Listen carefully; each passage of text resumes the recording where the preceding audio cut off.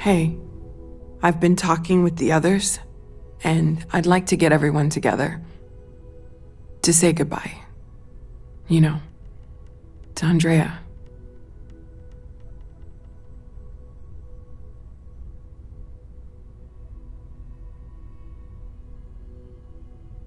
Thank you. It wouldn't be the same without you there. I'll have everything set up in a few days.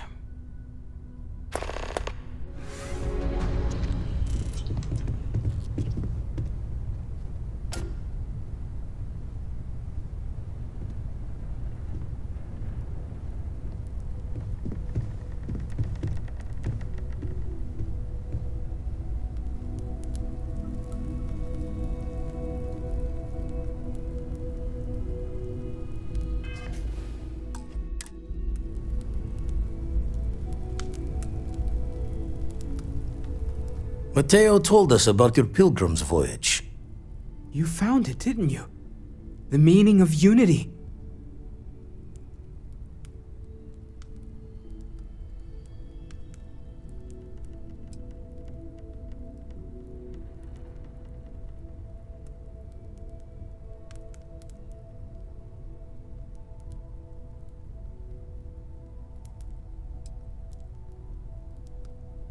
What? It can't be. Our colleague is alive in some alternate dimension? Am I hearing this right? Let's take a step back. This is everything we've been building towards, and the implications are a lot to take in.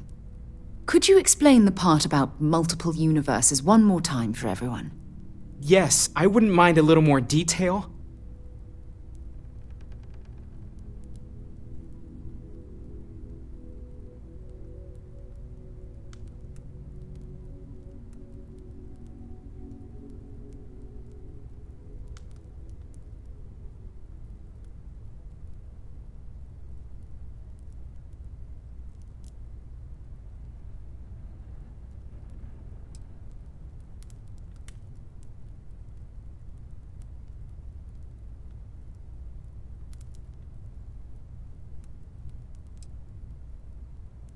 And that's why the Starborn want the artifacts so desperately.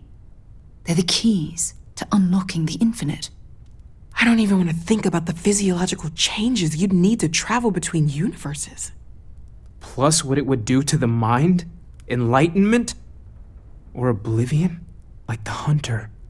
You have the opportunity to reach the closest thing to your god that might exist. And you're second-guessing it? One doesn't approach the afterlife without some trepidation.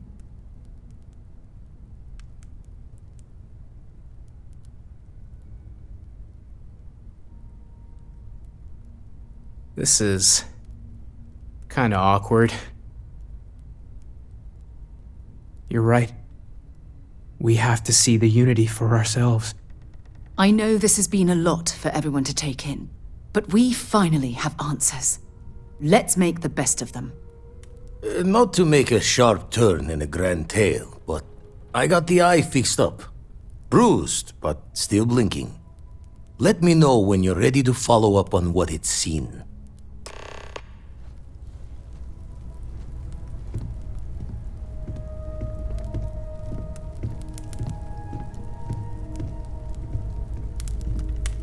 These last glimpses from the eye are from the farthest fringes of known space. Could be the only remaining pieces outside the hands of the Starborn.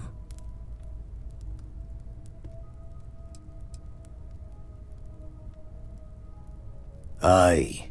The blackest sea seems less of a concern when there are sharks leaping out at you.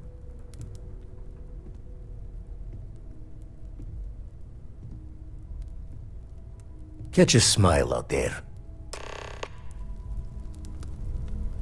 Huh? Oh, sorry.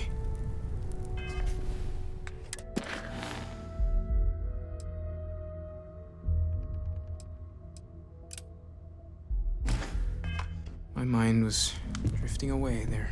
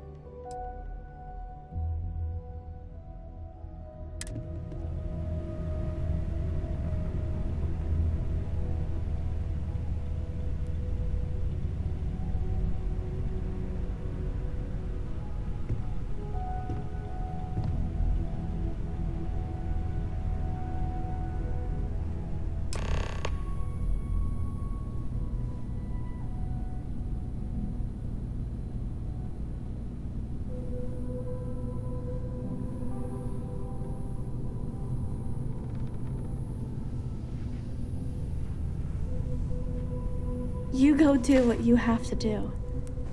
I'll be okay. Constellation is no stranger to loss. Our own founder left on an expedition and never returned. It is easy to talk about the glory and excitement of breaching into the unknown, of lighting the darkness. But it is harder to stare into the face of the cost. That all of our progress is built on top of the lives of those who dared. And that we owe them the courage to continue our work in their memory. Thank you, Sarah. If anyone else would like to say a few words.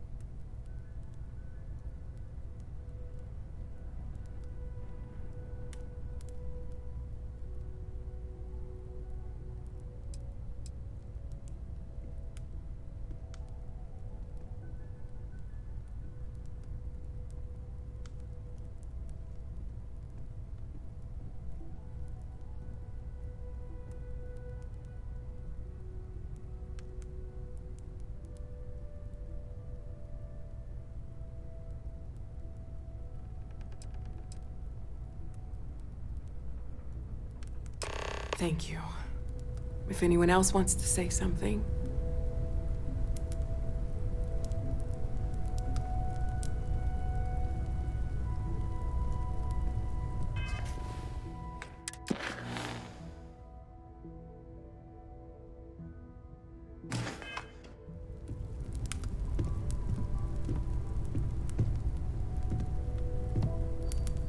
I thought maybe I would come up with something to say, but I've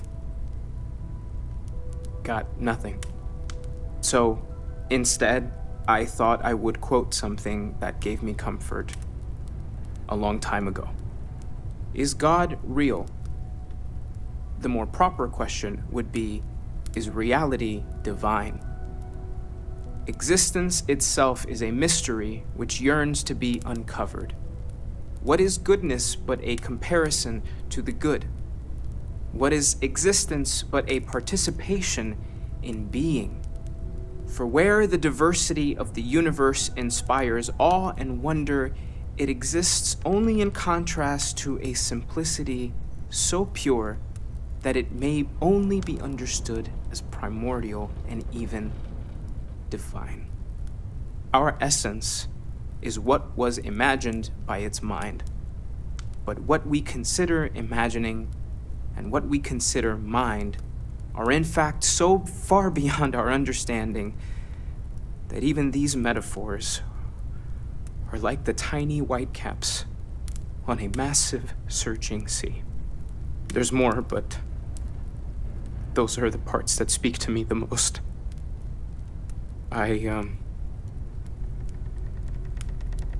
Thank you. That was really thoughtful, Mateo. Thank you. Does anyone else want to say anything?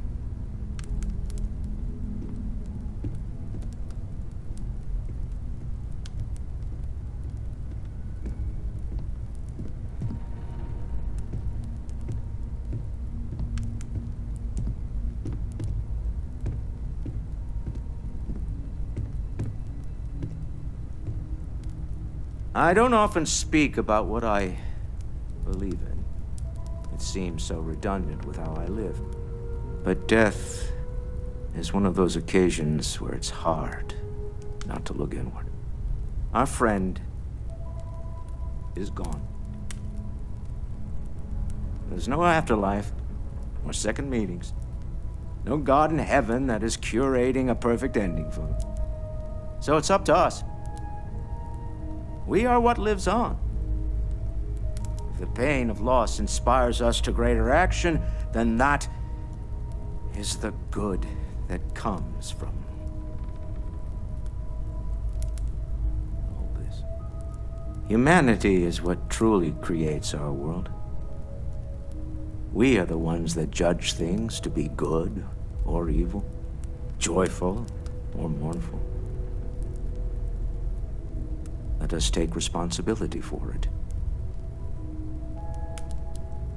Let us remember what we have lost.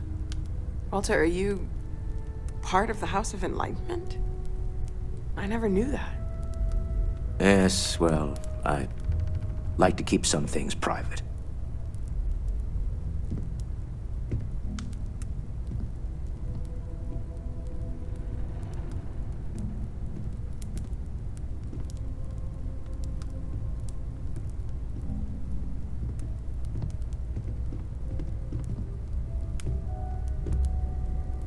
You all might not like thinking about this, but when we die, everything about us breaks down, decomposes, gets eaten up by insects and microbes. Or due to the lack of a biosphere, we are simply carried away by space and time until we sizzle in a distant sun's corona or get pulled in some gravitational field and coalesce with other debris. Not comforting, huh? But I disagree. Do you know what I find uncomfortable? The thought that after I die, the universe is just going to stand still forever. Could you imagine? The fact is that the universe goes on, that life goes on, that things do not just sit still. That right there is the comfort that I need. Yeah, we die, and some people go way before they should. But the universe doesn't care. Not because it's evil, but because it's infinite, ever expanding. And who wouldn't want to be a part of infinity? Even if it's just for a short while. Listen, we don't worry about ourselves before we were born, do we? Of course not. We emerge from the universe as we return to it. And for one beautiful moment, we are here together. Yes, that certainly was an interesting perspective, Barrett.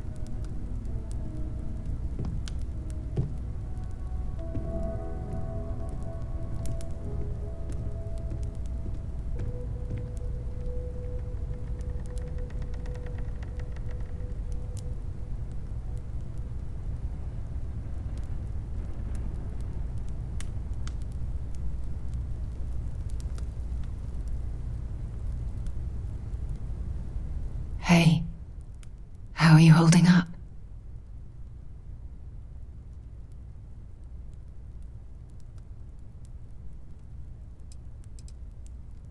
It's not really going to hit me until later. Right now, I just need everyone else to be okay.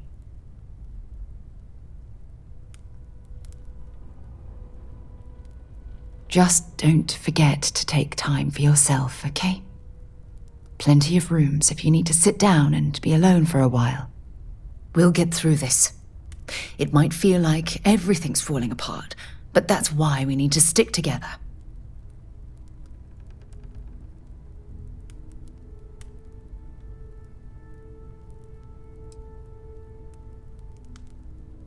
We all have to get through this our own way. Don't worry about me. Really, I'll be fine.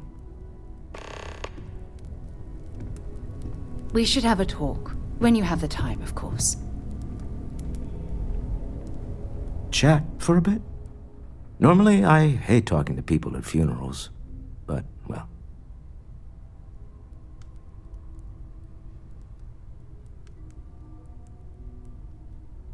You don't believe in the afterlife, do you? I mean, this might be the worst time to bring it up, but...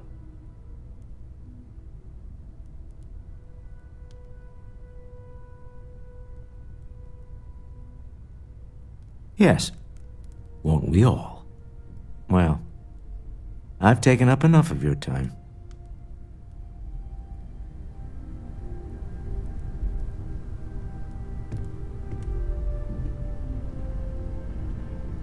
I hope this is all okay. Between fixing things up and sending out messengers and getting all the paperwork done. It's not much.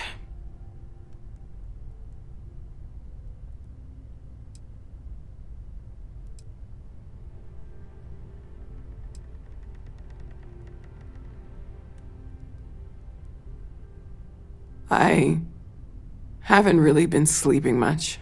I'm not having the best dreams right now.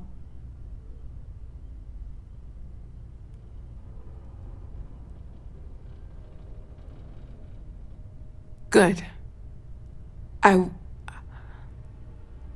Good. Sorry, if I talk any longer, I'm gonna start crying.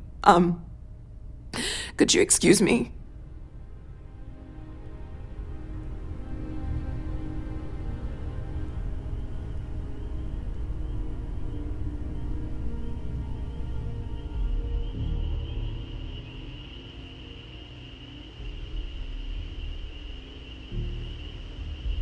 You know, what you're feeling right now is a chemical reaction whose evolutionary goal is promoting social cohesion.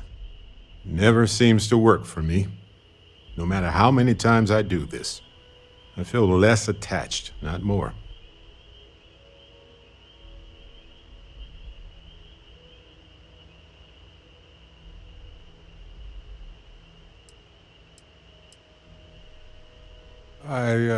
I don't remember. I'm sure I did. I thought when the funeral was over, when everyone went home that night, that it was over. Turns out, sometimes you need more than that. Well, look at us. Two lone wolves howling at the moon on the same night. You know, if there's one piece of advice I can actually give you, it's that lost loved ones have a way of coming back to you. One day you'll be sweeping out some old shelf or digging through a desk, and there it'll be. Some old paperweight of theirs. Or a piece of jewelry they gave you. Half jokingly. Theoretically, of course.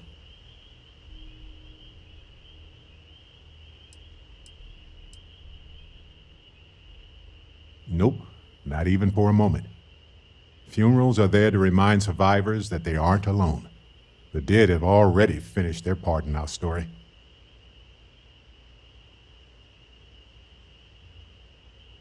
You're welcome.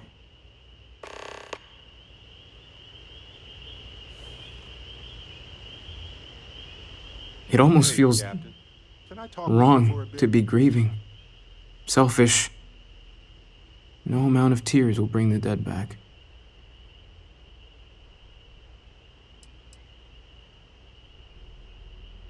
Yes. We don't have a way of knowing whether we really touched the departed with our grief. We just have to have faith.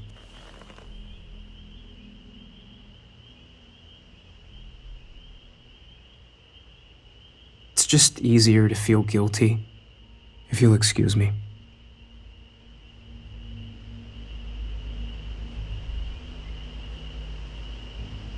Don't worry about me. I'll be fine now.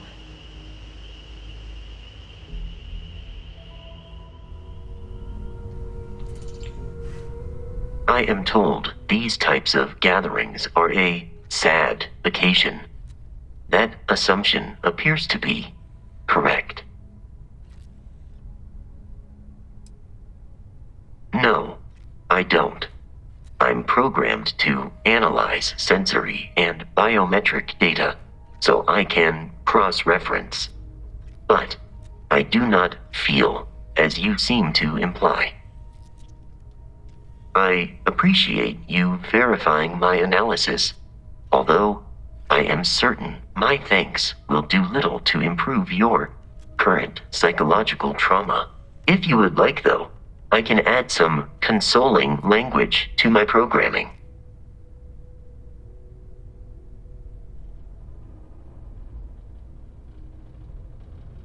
It will take some time to adapt, but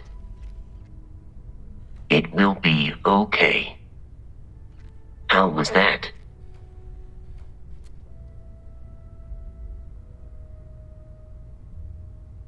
I will note that feedback for later.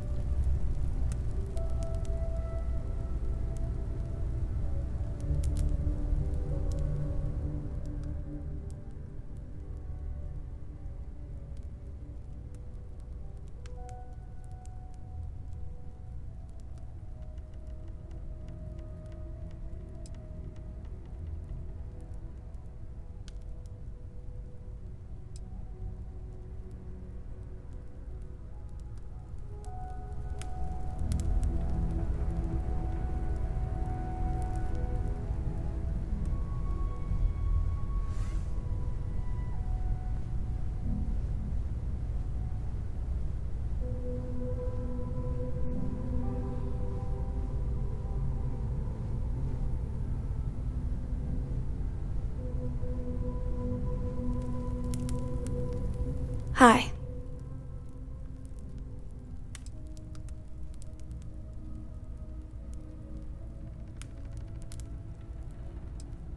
No. And don't keep asking. I'm not gonna be, alright? Everything's worse now.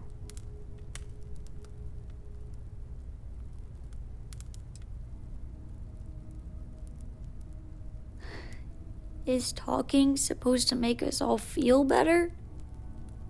Is that why we're all here?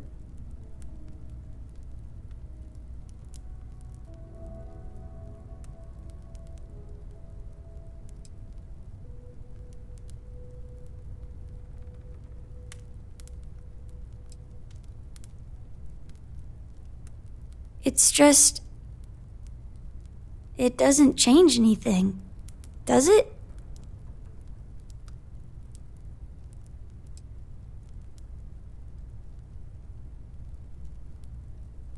Every day is going to be worse now. Don't you get that? I want to be alone for a while, okay?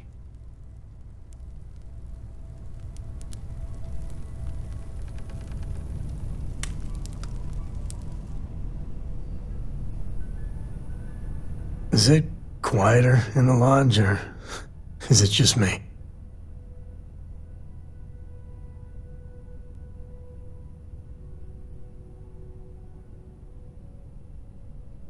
Death is a bastard. Comes for us all. You know, there's an old Aquila story about two pioneers who got lost trying to find a new frontier to settle. One of them takes ill. Clear he's not gonna make it, he turns to his partner and says, "Don't bury me.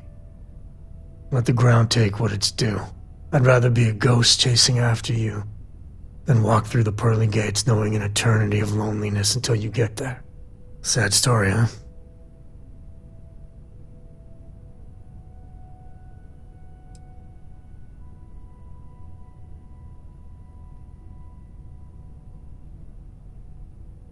Yeah, you got me. I hate funerals. Hey, when you get a moment, can we talk?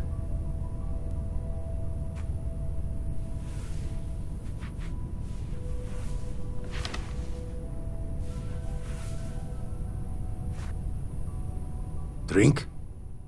Pour one out to the blackest sea?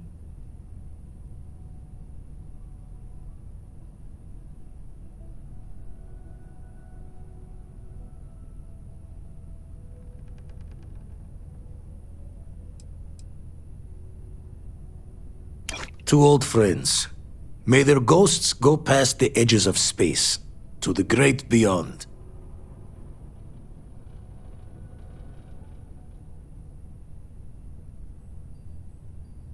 I.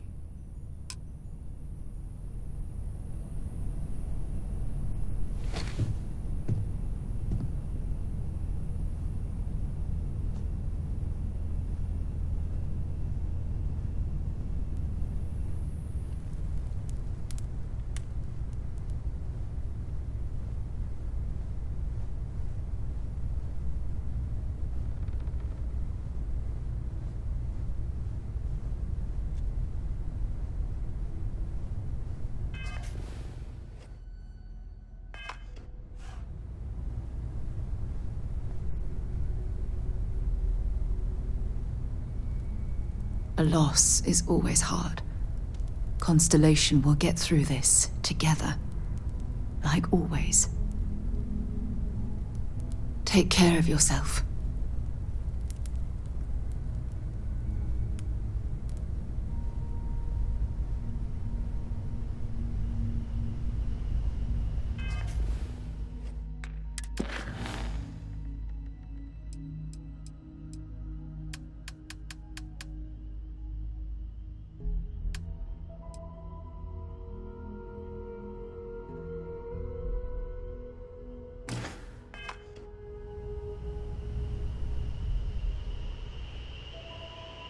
Don't drown too much in all this despair. Life moves on. We're the ones who end up standing still. We're all that lives on when someone dies. It's up to us to decide how we remember them. Living through loss. Is there any part of life more painful?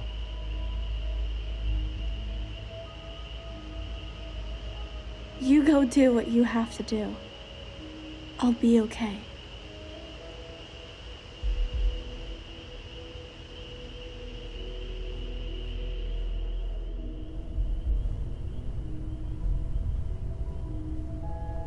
I just need a little time to myself.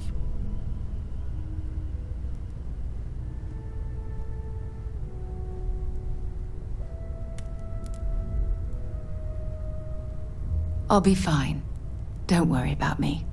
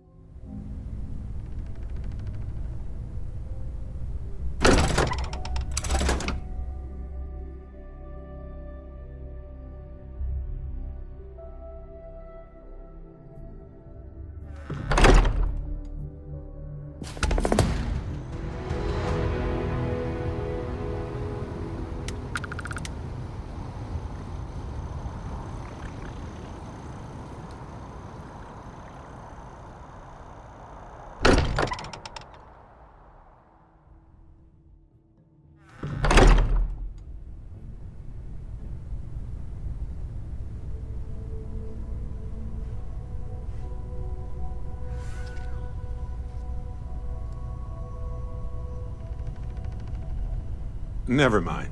Sorry. Thinking of something else. Yes, Captain.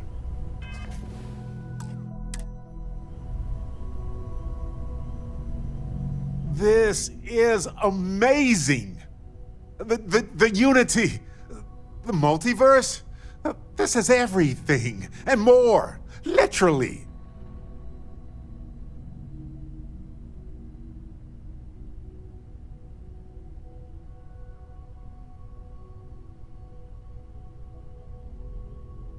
No kidding. Think of the dissertations. Boundless topics, no bounds. Except the books, they're bound. This explains so much, though. They're disorganized, petty, weird, and also deeply fascinating at the same time.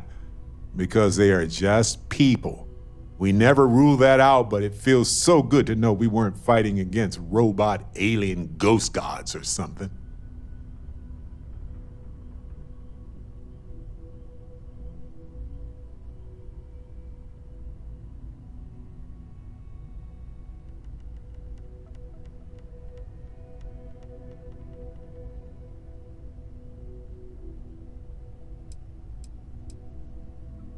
No, not even slightly. There are people who obtain power in some unfair way, and some of them have used that power to cause suffering, and others just didn't want to share. But that's what regular people do every day of the year.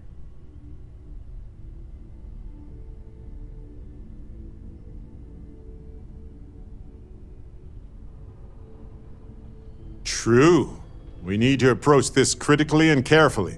We can't just jump in. Or, I mean, we could, I guess. But it all comes back to this. We don't know what will happen if you enter the Unity. You might lose yourself or become a two-headed space shark. There are too many variables.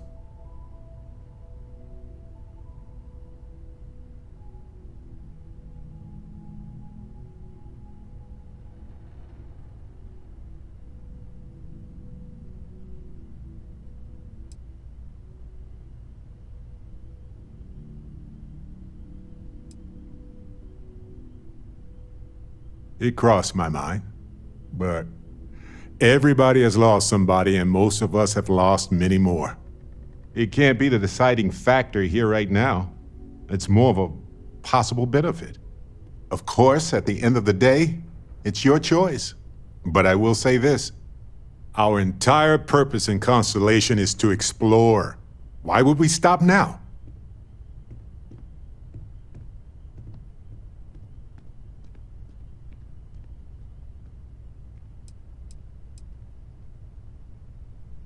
It's the nexus point for all universes with infinite possibilities. What could go wrong? I'm with you. I'm not going to hold you back. But if you know, become evil or whatever, I'm also not going to have your back.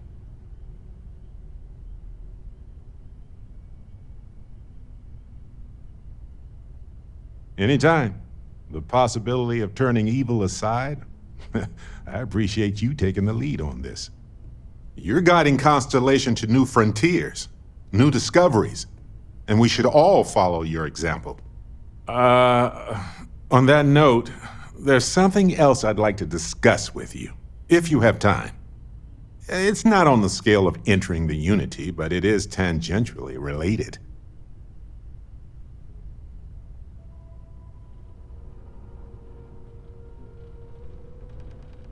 Thanks. This has been swirling in my brain goo for a while now. So, I've been pondering over what's happened and what it all means. And I've got a favor to ask. A teensy-weensy favor. About the size of a plank length, really. I think it's time I joined you in the physics-bending powers business. See if one of those temples works for more than just you.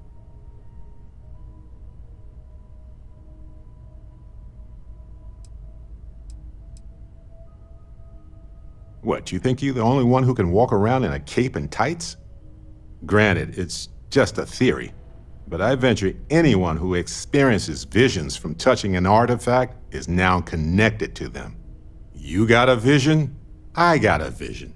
You got a power, ergo.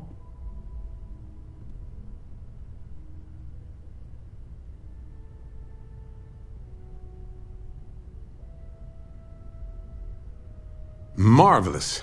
I'm glad you're as gung-ho about this as I am. As it so happens, I've already talked to Vladimir. Seems our eye in the sky is back up and running. He sent me the coordinates for the temple already. We just have to visit. Specify the time frame. Let's There talk. are 58 When you have time, items of course. on the reminder list. There's something I need to talk to Starting you from about. the top, the most recent request was to remind you that you should cut back on spicy food. You said this while you were eating an entire tray of spicy chunks. So, I was instructed to remind you before the next time. You said remember to check on the experiment, the one that might explode.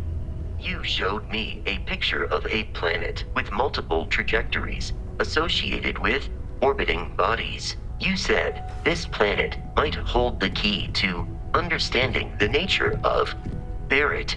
I must remind you. Captain, you have returned. A cursory scan indicates that you are in good health. What's happening, darling? Forgive me for pulling you aside again, but, well, there's so much to process right now. The emissary, the hunter, the Unity, an entire multiverse. I can't even begin to wrap my head around it all.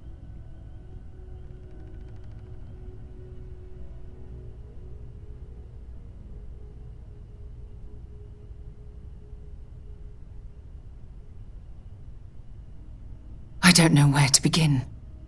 The fact that we are the origin of the Starborn. Humans literally reborn by entering the Unity. Same, yet different. It's unbelievable. I feel like most of the knowledge we've amassed in the last few centuries about the universe has just been made obsolete.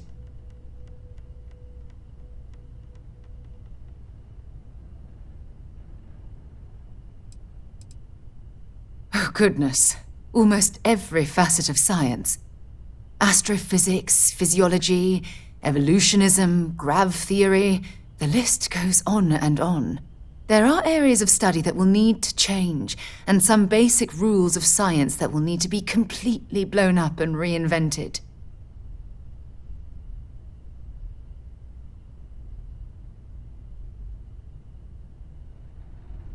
Yes, that's exactly right. Humans are clearly a victim of their own success. We've been pushing further and further outwards from our home, when we should have spent more time being prepared for the consequences. Our current problem relates closely to the nature of humans as a species. This rushed curiosity has led us to enter the Unity and become Starborn.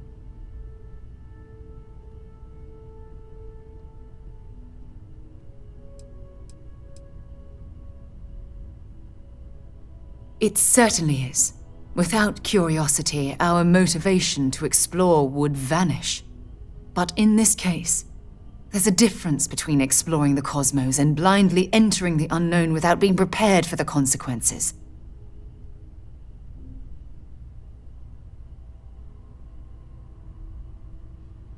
But it has made a difference.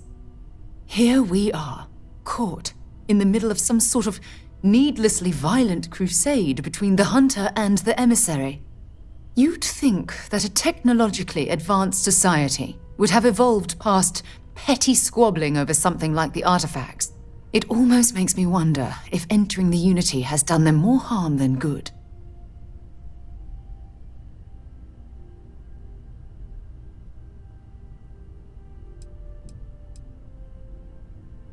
Oh, absolutely. Their arrival in our universe is much too timely to be for any other reason.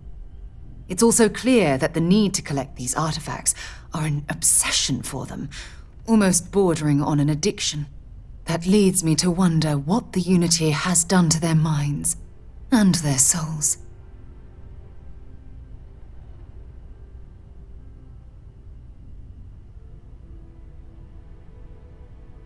No, that's not it at all.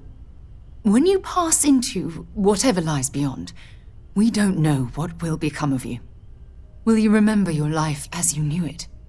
Will the hunger to collect the artifacts consume your life like it's clearly consumed the Starborn?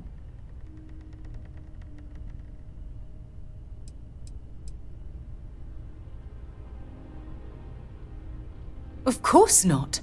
I am, and always will be, an explorer at heart. My concern is how fundamental the change will be to ourselves as people. We don't even know if you'll remember anything about this conversation. I'm worried what that will mean between us.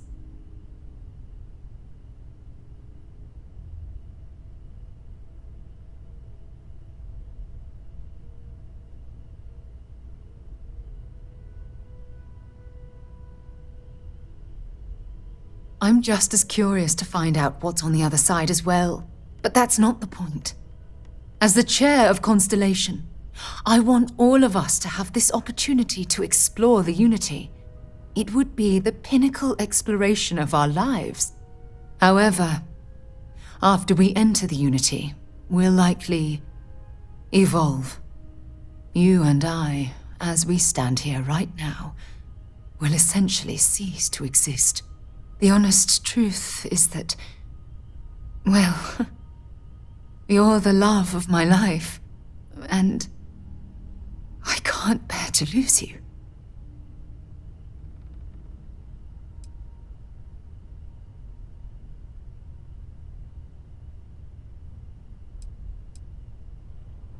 I'm not sure.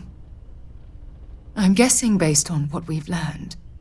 Even if I accompany you into the Unity, the question still remains. Would we know each other anymore? Even if we did, would we care? Part of what I do as chair of Constellation is weigh the costs of our expeditions. And this one, the cost is extremely high.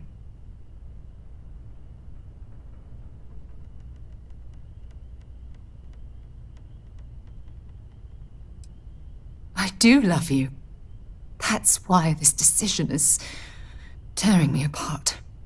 Listen, I realize nothing that I say is ever going to change your mind or diminish the enticement of this incredible opportunity. All I ask is that you research the facts before you blindly stumble off into the unknown.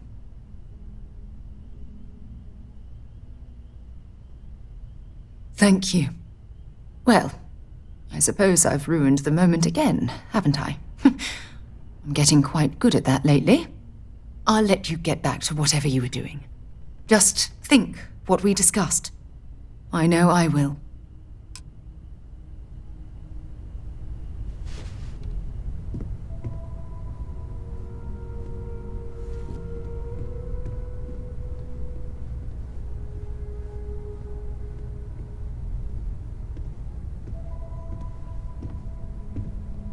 So we know the answer.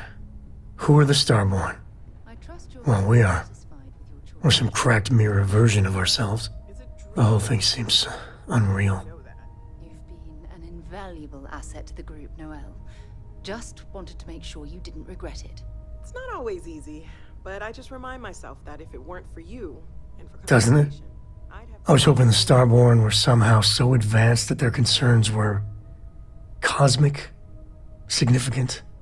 Instead, they're fighting over goddamn toys like we've been doing since caveman times. It's just a stupid game to them.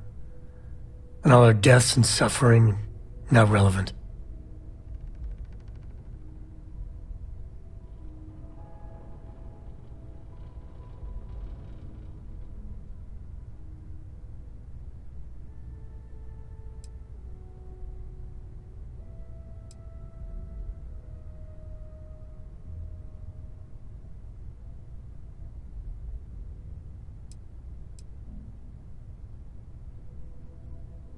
And they seem to be just as messed up as the rest of us. So the Unity is a gateway. A gateway to countless possibilities. And you have a chance to go through it. Imagine. I'd be lying if it doesn't sound like the adventure of a lifetime. I don't know if you're taking anyone with you. But if you take me, I got no idea if I'd go through or not. If it went for Cora, I'd jump on it in a heartbeat. Cora would probably shove both of us out of the way and dive in first. Born explorer, that girl.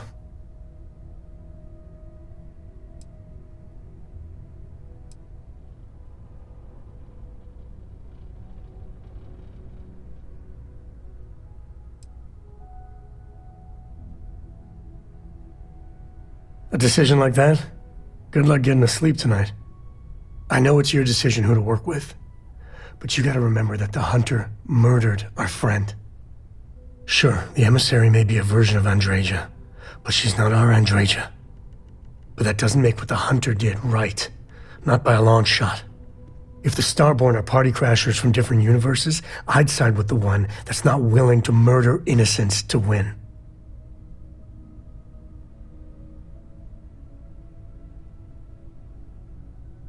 Excellent. Glad to hear it. My head is still spinning. Maybe after a few nights' sleep, it'll be clearer. Take care.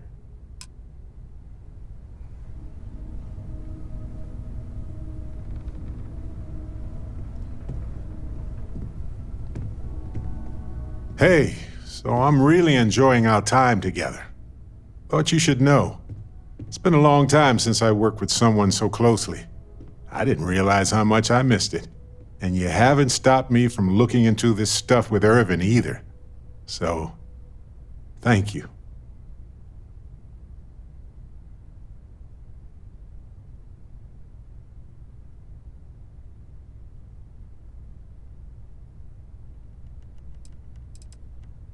Well, there's a school of thought that you shouldn't go chasing ghosts. And they're probably right. Ghosts are spooky. But maybe this isn't that kind of chase. and Irvin's case is far from dead.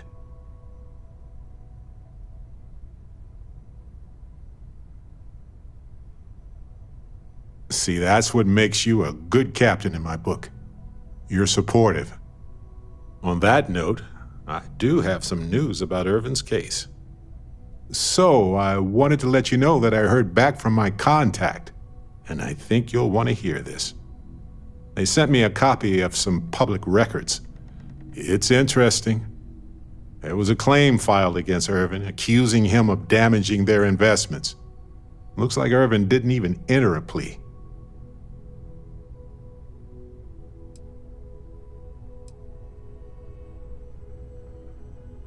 The Hephaestus Mining Corporation, and they also won the case. Some of Irvin's paychecks were seized, as well as any assets that weren't under joint ownership.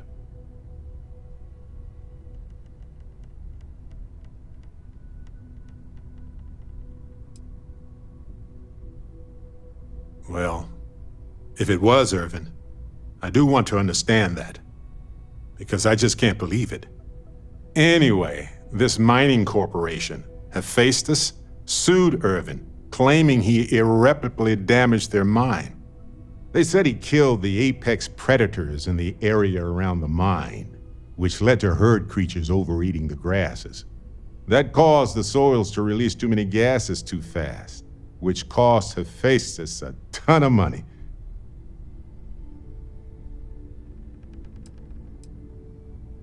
They claim the creature he killed was a critical hive species that caused a cascade effect when they were killed off. Irvin killed the equivalent of a queen bee, and the whole hive collapsed, basically.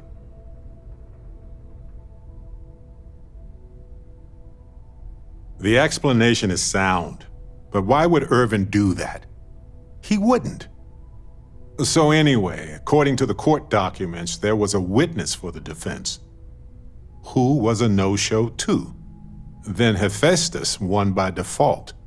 They tried to take his apartment, but because it's in my name too, they couldn't.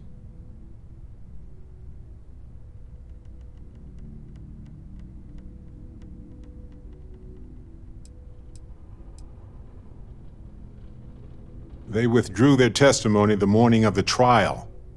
Said they had a sincere change of heart.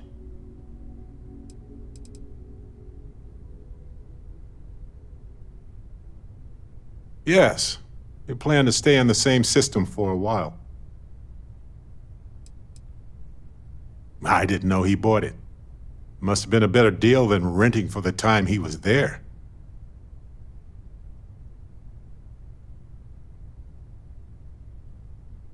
That doesn't mean we can't do anything about it. And if nothing else, I just want to know more about what happened to Irvin. So here's what I was thinking. I can persuade my contact to keep digging a little bit more. I don't want to press our luck, so I'll just ask them to follow up on one thing. Should I tell them to investigate the company more, or look into the witness instead?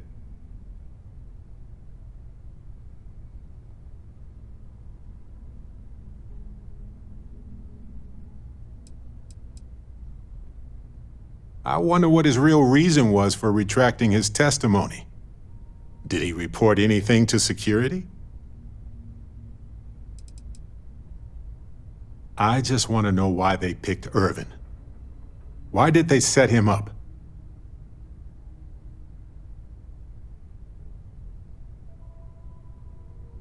For that much money? They'll do it. You know, this investigation is time-consuming, but it's also pretty cathartic. And who knows? Maybe if we solve this case, it'll mean a better future for Gagarin. But that's thinking too far ahead. Anyway, Captain, thanks for checking in with me.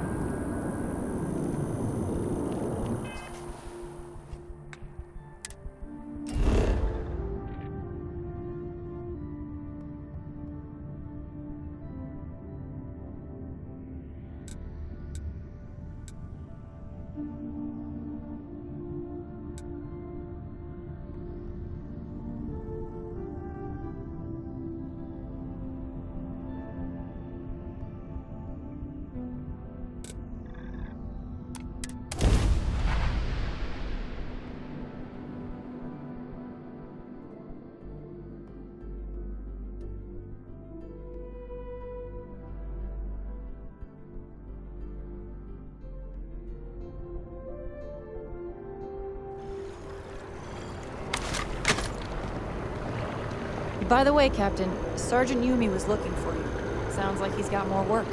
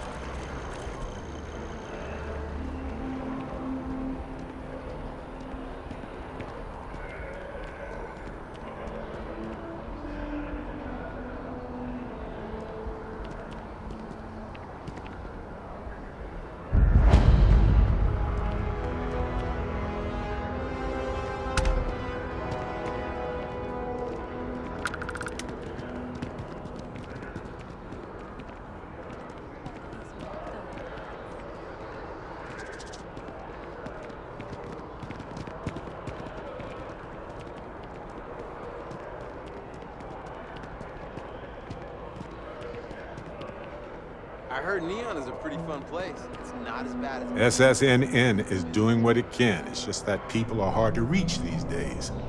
It makes it harder to relay drama.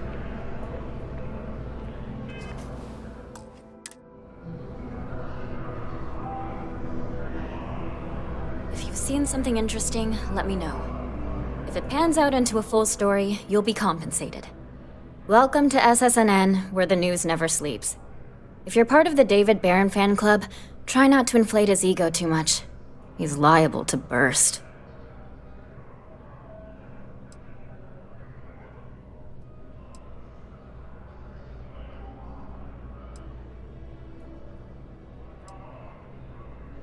A cog in the machine.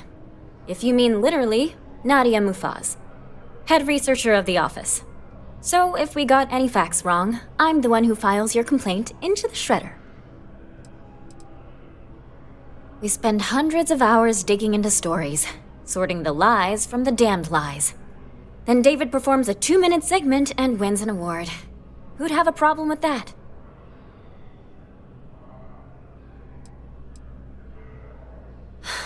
Sorry. Long day. Longer night. How about a do-over? Let's take a look at you. You're not from around here. My guess is you really work for a living. I bet you have a story or two. I have a feeling about such things.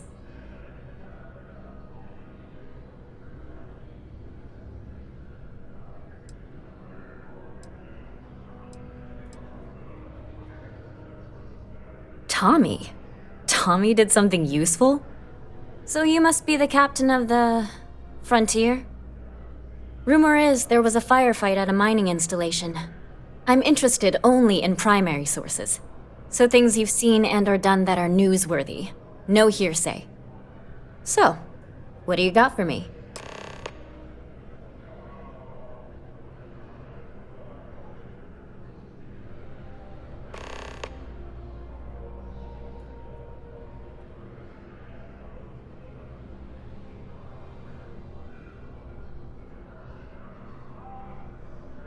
What a sordid mess.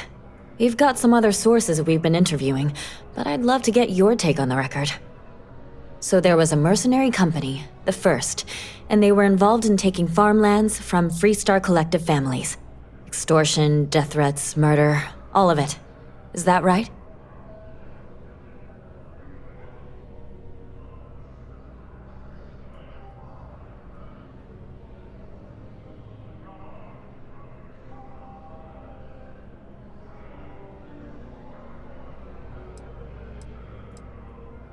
Not going to say. I will never, ever give up my source. If anybody asks about you, they get the same answer.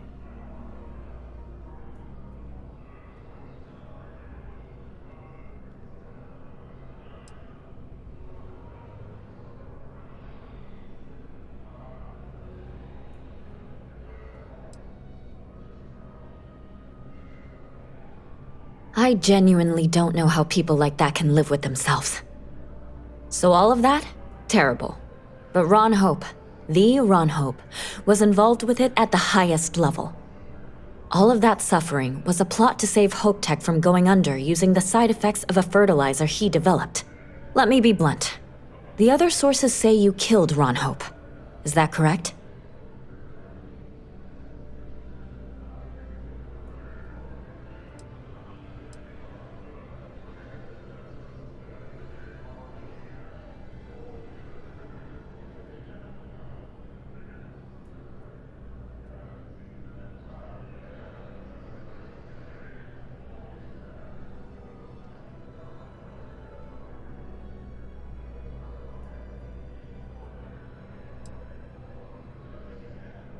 Most Rangers don't take down one of the Council of Governors, though.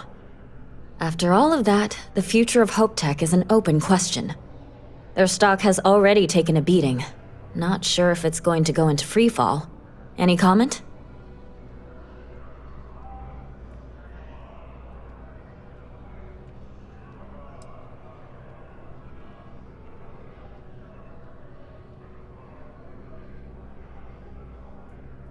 Searching the old memory banks, huh?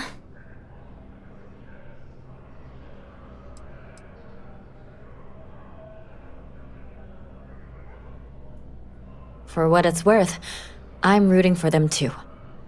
Thanks. If you listen to the news, you'll definitely hear this. And, maybe try not to ice any more CEOs. Just a thought.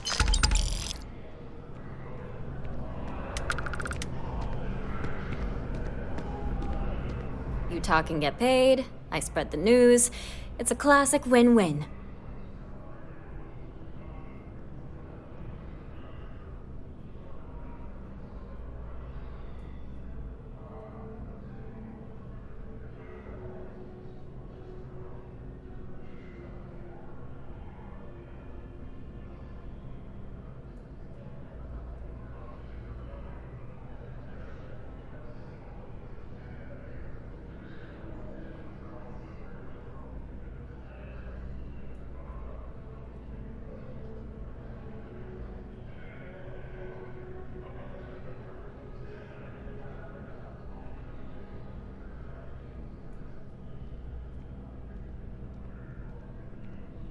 I could take a breather too.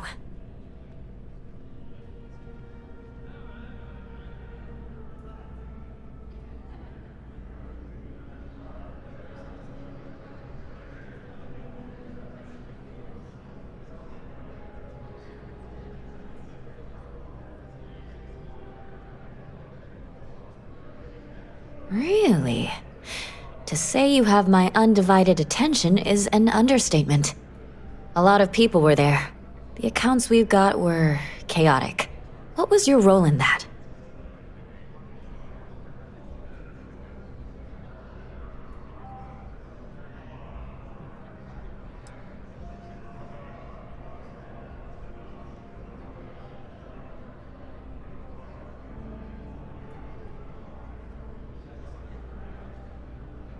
Sounds like maybe you're being modest. Security isn't exactly trained for that scenario. But all right. The whole city is still on edge over the attack. We were fortunate, damn fortunate, that casualties were so low. What was it like in the thick of things?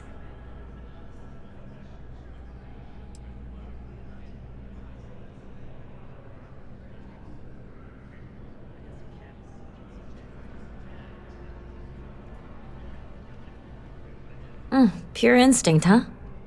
It sounds like New Atlantis, heck, the whole UC, owes you a great debt. Any closing comments? I already have a good story here.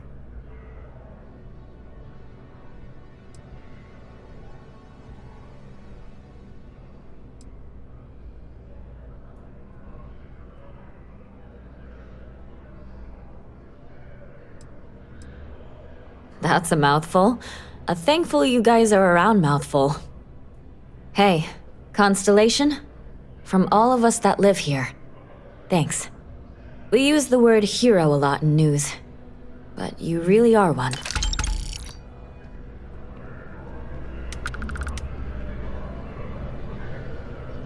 My source is back. Here to report anything else? You certainly get around. I'm surprised that branch has any customers left the number of times it's been held up. But I thought the Rangers had finally managed to get a handle on it. I heard there was a standoff. That true?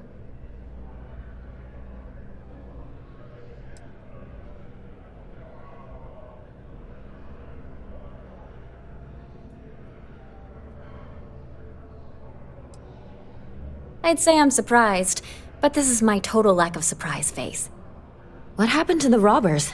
The Shaw gang?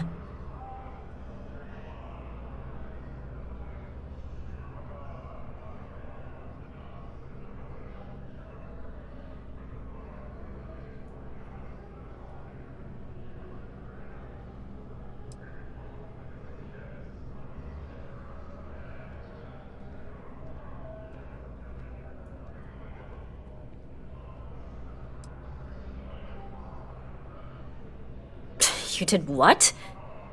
I mean, you're well spoken, but a hostage negotiator? I'll do some research and make sure that checks out. These things are often messy.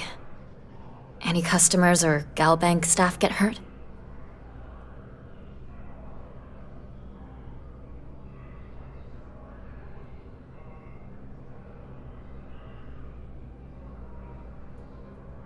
That's really good news. Usually, well, it's a different kind of story. You were there. You were involved in resolving it. Any comment on the Freestar Rangers? Having another high-profile robbery in their own backyard is a bit of a black eye.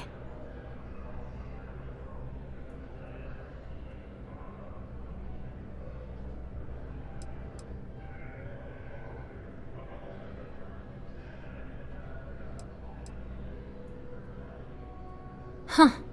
That's really good to know. Stories like this always fire up public outrage and appetite. Thanks for the interview. And take this.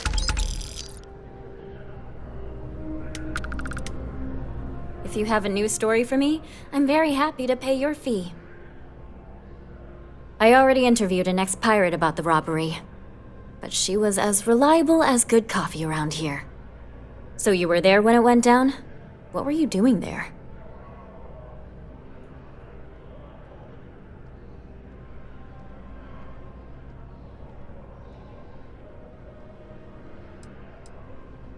Well then, let's continue, Miss Not Really Relevant. Tell me about this Captain Petrov. I've heard he's a bit of an eccentric. What was your impression of him?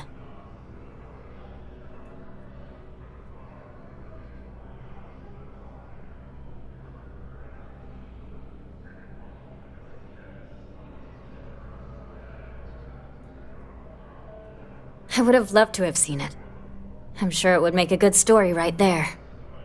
No one seems to know exactly what was stolen, but everyone agrees it was valuable. Care to shed some light on it?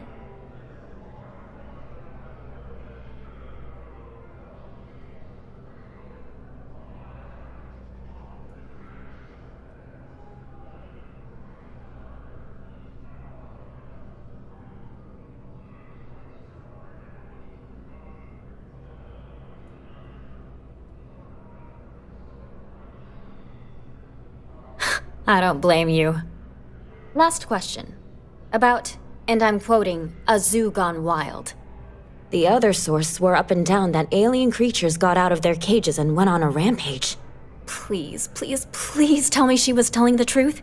It's got to be some Aurora-induced hallucination.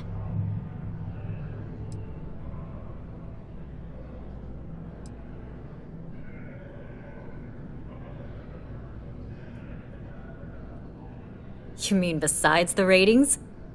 I just want to live in a galaxy where eccentric millionaires have out-of-control zoos. But, just give it to me straight. Zoo. Fact or fiction?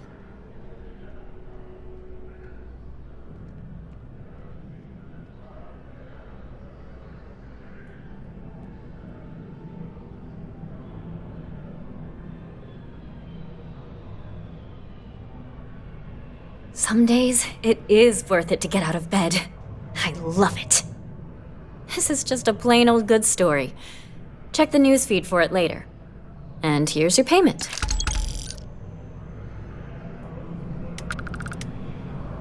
You have another story for me?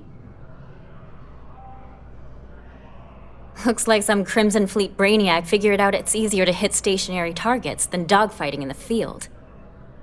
And you are an eyewitness with the courtesy to find us instead of being chased down. Refreshing. So what were the pirates doing there? It's not their usual MO. Oh yeah, that. I don't remember much. You can take it from here, Captain.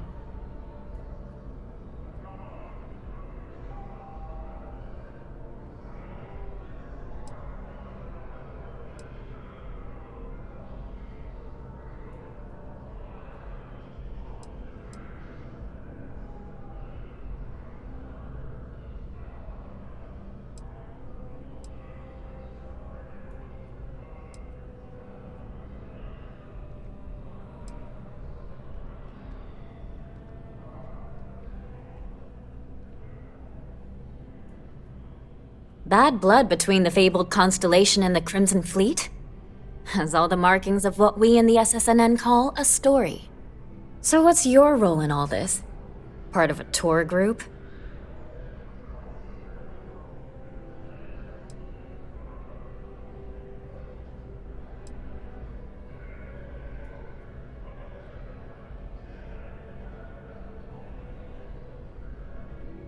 Huh. I didn't realize Argos Extractors hired such capable crew. So we've covered the basics. How about any harrowing tales of daring do? How'd a bunch of miners triumph?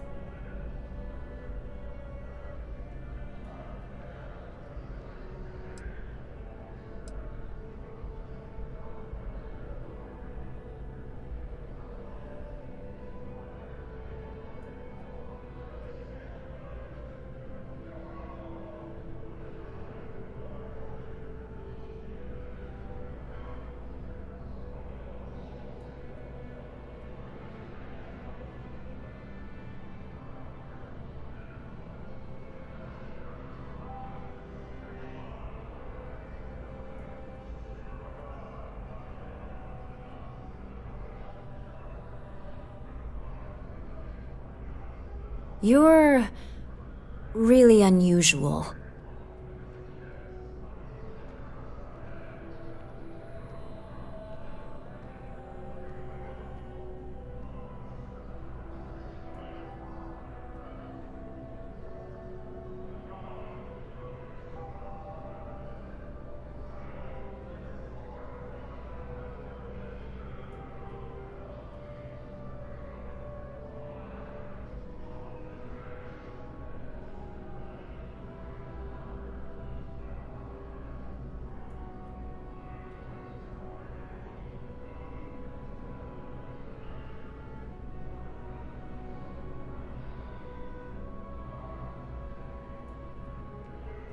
Searching the old memory banks, huh?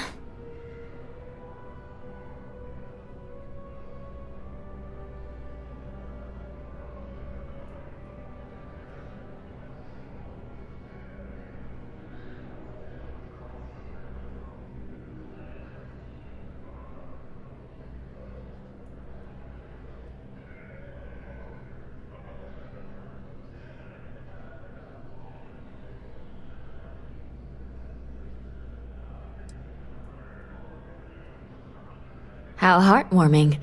Constellation banding together with some dusty miners. I like it. This is a good local story. Plucky miners band together and punch above their weight. If you ever get more stories like this, drop by. And take this to cover any incidentals, or other creative ways to pad out an expense report.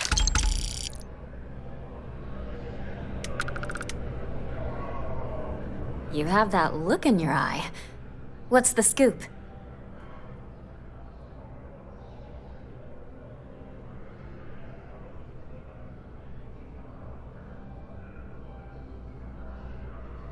Of course you are. Why wouldn't you be? I swear you're either a trouble magnet or something. So, SysDef finally, and against all odds, really triumphed against the Crimson Fleet. In their own backyard, no less.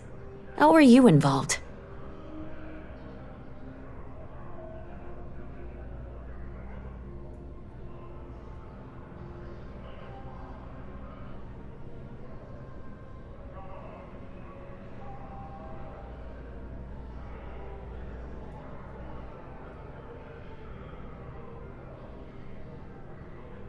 What do you do for an encore? So, the Vigilance went toe-to-toe with everything the Crimson Fleet could throw at them. And somehow, almost miraculously, they captured the key. The key itself. I've confirmed that with many sources. Anything to add?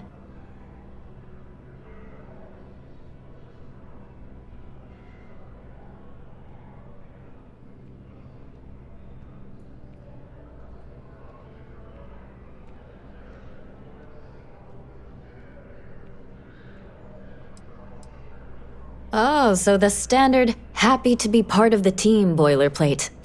I can type that quote in my sleep. You have to feel good about how everything turned out. Commander Ikonde is being hailed a hero, and SysDef's popularity is at an all-time high. Your thoughts?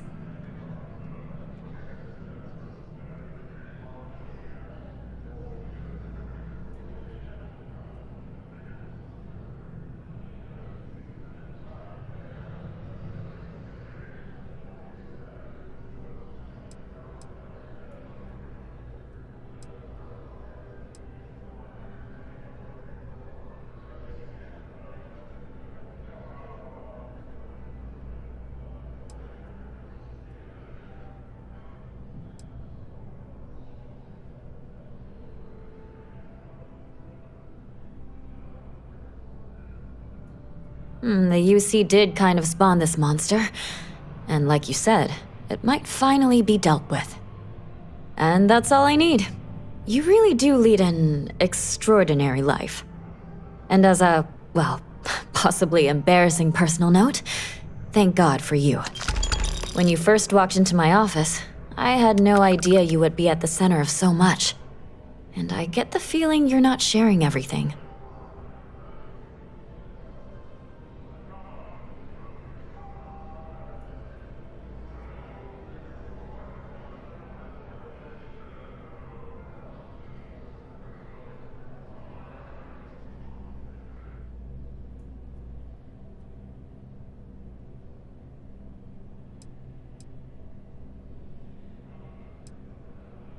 I get that. Really, I do. I talked with the editor, and he authorized a special bonus for someone who's worked with us so long. And maybe one day, years from now, you can fill me in on the stories you didn't want broadcast. Take care, Constellation.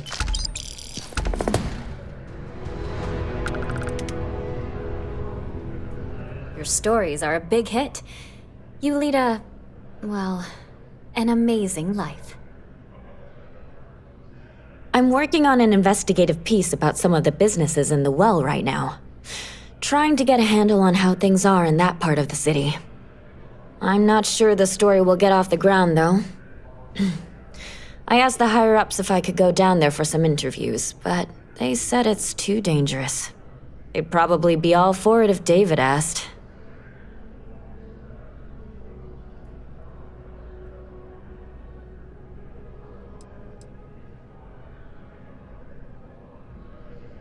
I wouldn't be writing it if I didn't. Most people in New Atlantis like to pretend the well doesn't exist. I think it's important to call attention to what's going on down there.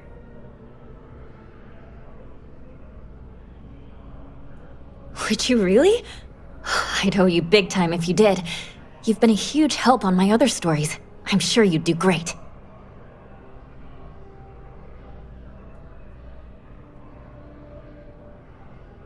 Great.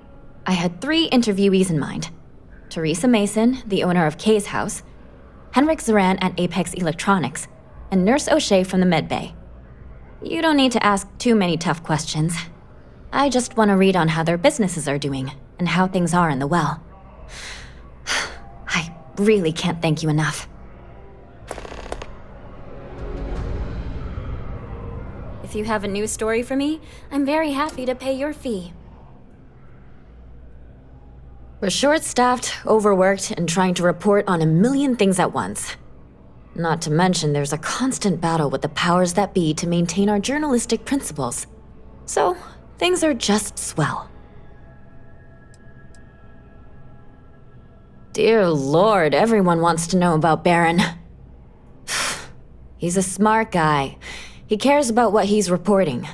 He's way too damn cozy with the UC, and that's a problem for us staying impartial. My biggest beef with him is he's credited with everything he reports, and he doesn't lift a finger to correct that impression.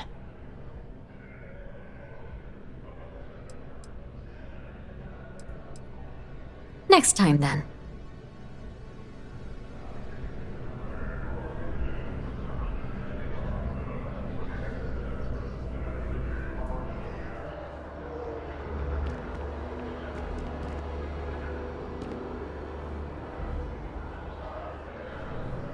Administrations come and go in the big city, but SSNN is here to stay.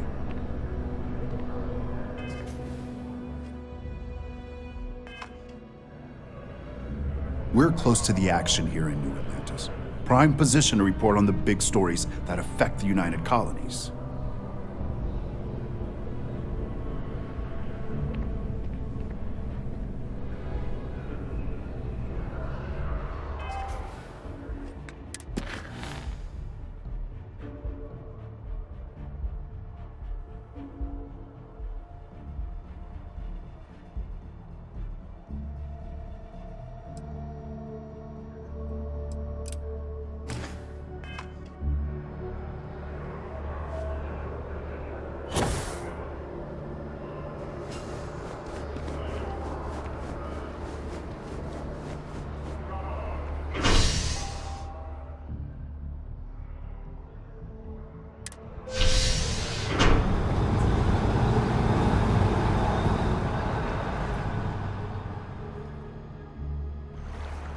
That is convenient, but riding right after eating can give you stomach aches.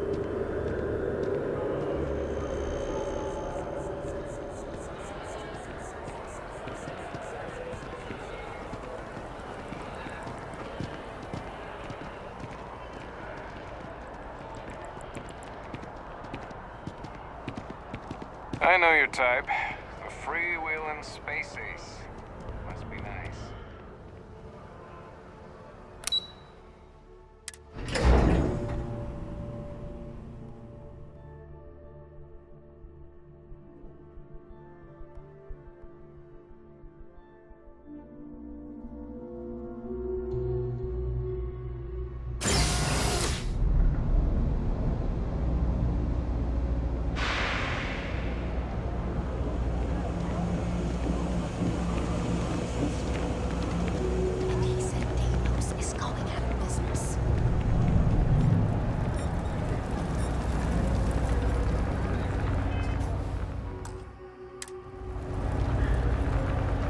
Everyone's welcome, so long as you keep your hands to yourself.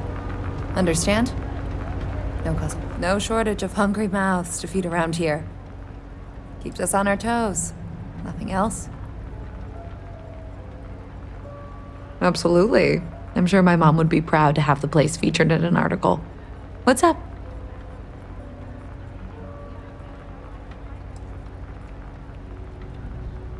Yeah, sure thing. I'm Teresa Mason, and this is my home. My mom's the Kay who founded Kay's house. I grew up here along with the business. My mom passed the place on to me when she decided to retire. Running it is my pride and joy. I've put everything I have into it. Same as ever. I've lived in the well my whole life, and things have never really changed. The UC government promises to clean the place up every couple years, but there's still just as much crime and poverty as there was when I was a kid. That's why Kay's house is so important. It's the one place people in the well feel safe. Be sure to put that in the article, okay? I'm really proud of it.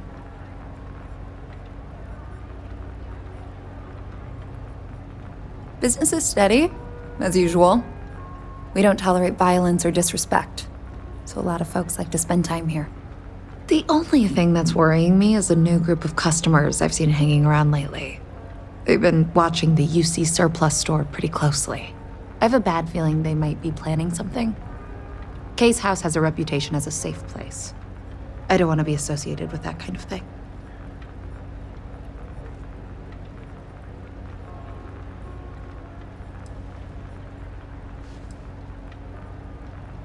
Honestly, I'd really appreciate that.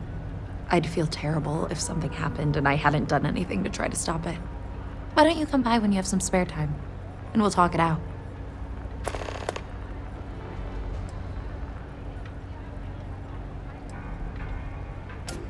Great. Let me know when the article comes out, will you? I'd like to read it. Always nice to see a fresh face around here. You stop in whenever you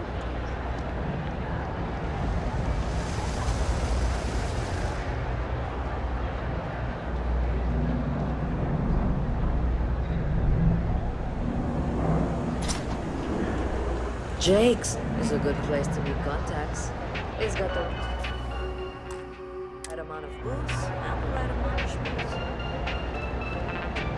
No, Lord, can't say I'll have what you need. But you're welcome to look.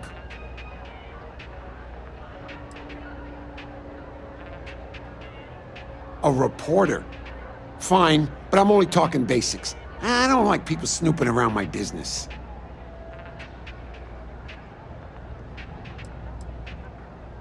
Name's Henrik. I own Apex Electronics. That's all I'm willing to say to some nosy reporter.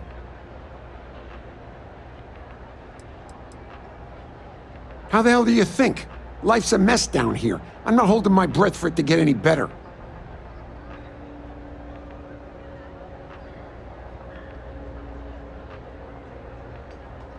Door's still open, isn't it? That's my idea of success. Sorry if you were hoping for something more flowery. Great! Now why don't you help me out and buy something? I scratch your back, you scratch mine. Don't mind me. Just a weird man. I think you might sell my trident for a Strata. It's much more functional.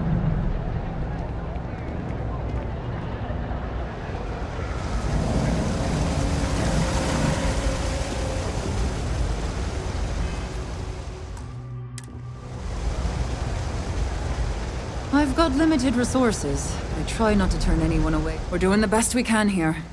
That's all we can ever do.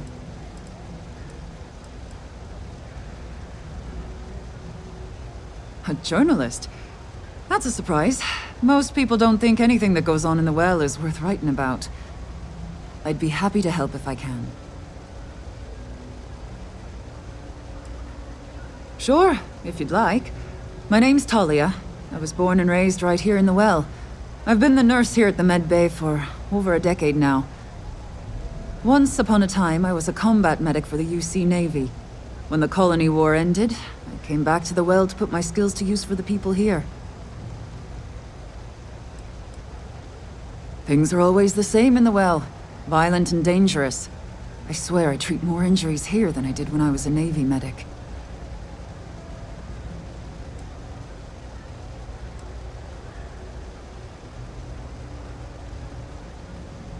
Things are always rough at the med bay.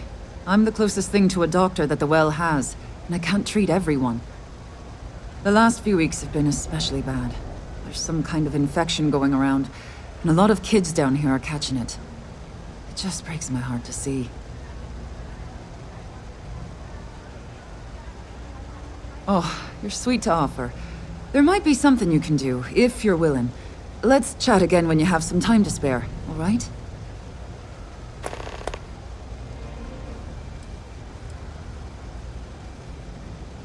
All right, dear. You let me know if there's anything else I can do for you. Just a lack of empathy. They're willing to change it in their own life, but not others. That makes sense.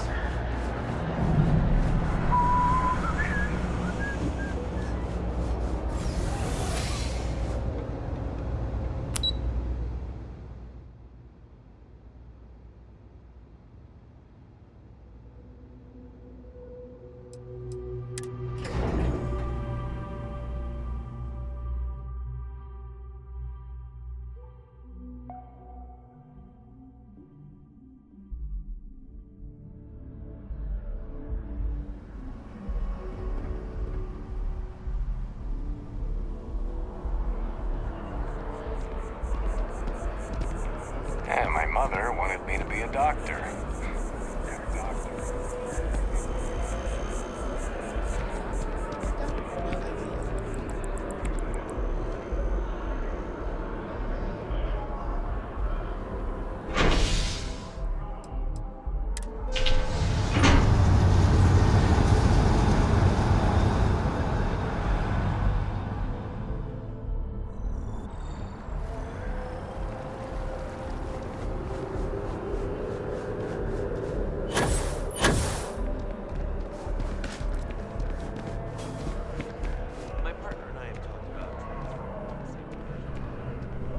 talk. I get paid, I spread the news. It's a classic win-win. My source is back. Here to report anything else? Hey, that's great! Thanks so much. Did everything go all right?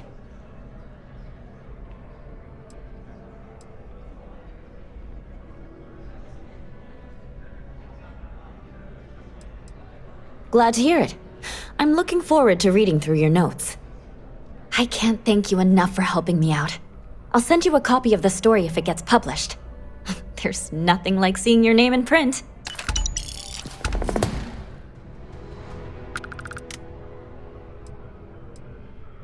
Back to the grind.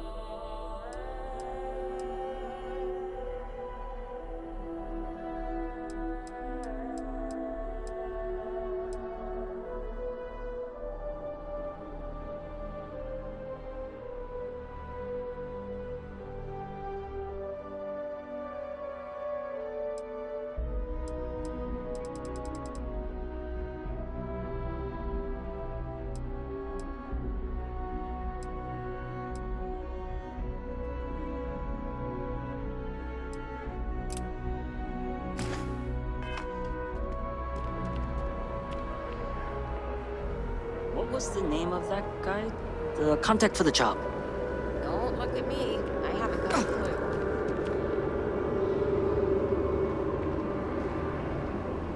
Hey there.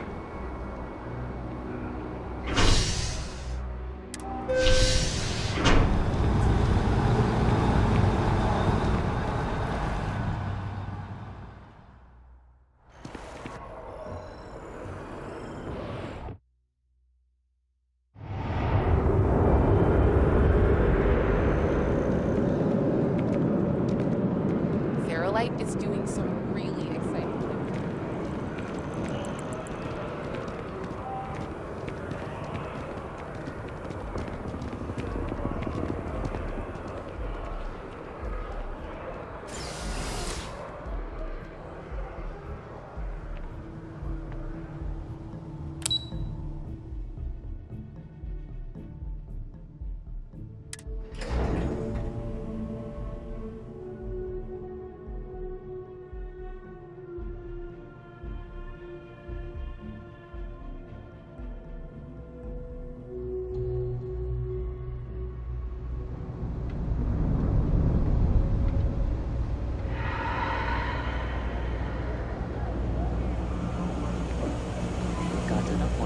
Enhanced. Ever run into spacers? Scumbags and scavengers. They're like vultures, picking away at the leftovers of the colony war. Find them. Scouring through old labs and facilities, taking whatever's not being If you haven't, make sure you say hello to Mama. I make sure everyone's comfy. Don't take it personal if I don't stop to and chat. I don't take any Lots shit. to do, not nearly enough hands to do it all. Would you? I'd really appreciate it. I saw them hanging around the UC surplus earlier today. They sure looked suspicious to me.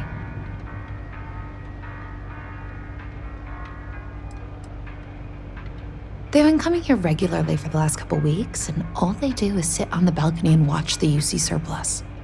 I thought I heard them mention a robbery, but I'm not sure.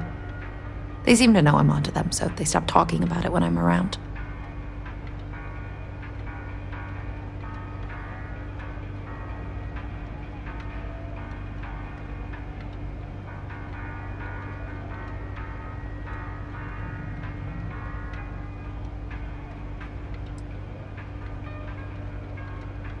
That's not how I want this handled. Kay's place is the only safe haven in the well. I can't condone violence. If anyone's going to handle them, it should be security. But I have to be sure they're up to something before I get the authorities involved. I don't want to get anyone on security's bad side for no reason. Why don't you do a little sleuthing for me? Maybe you'll have better luck eavesdropping on them than I did. We can decide what to do once we figure out if they're really up to something.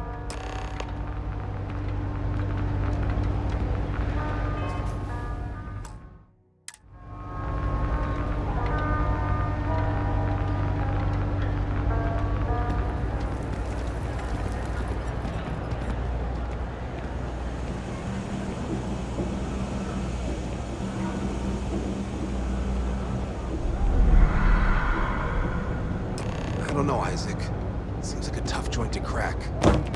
Nah, that's just what they want you to think, Louis. You see security around here? No, but Nothing. I say we strike while the iron's hot. I got a feeling that goody two-shoes at Kay's place is gonna rat us out. she was giving us some serious side-eye last time we were in there. See? No time like the present. Do it tonight.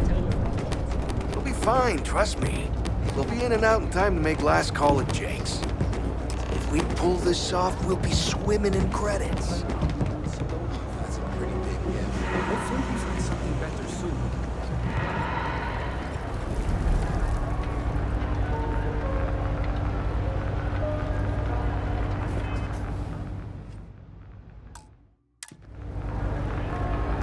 Everyone's welcome, so long as you keep your hands to yourself. No shortage of hungry mouths to feed around here. Keeps us on our toes. Nothing else? Damn. I was hoping I had it wrong. I guess that settles it. We have to get the authorities involved before they can go through with the robbery. You should take this straight to Officer Endler at the security office. He'll look into it. If he gives you a hard time, tell him I sent you to make the report. That'll get him on your side.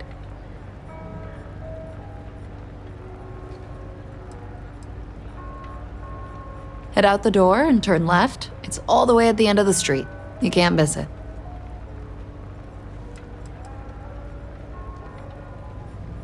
Sort of. He's a regular customer, and I've reported crimes to him before. He's more fair-minded than most of the Well's security officers.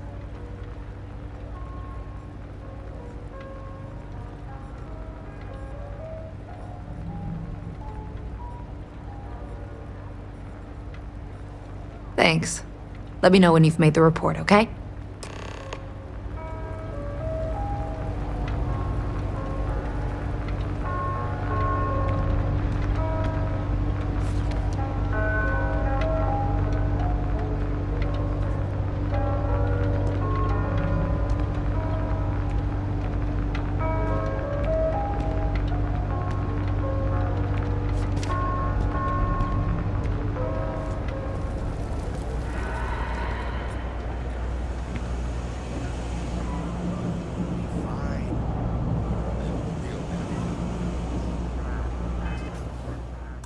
I talked to my insurance.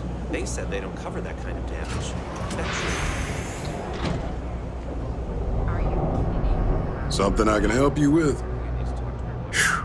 What I wouldn't give to be stationed in the Embassy District. Well, that's what we're here for. What's going on?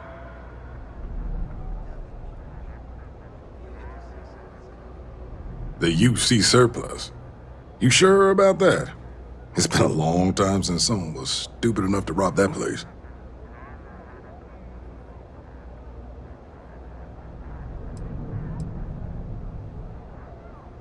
It's a military outfit for one thing. Most criminals don't want to make an enemy of the UC. The guy who runs is pretty intense, too. He wouldn't think twice about shooting a would-be thief.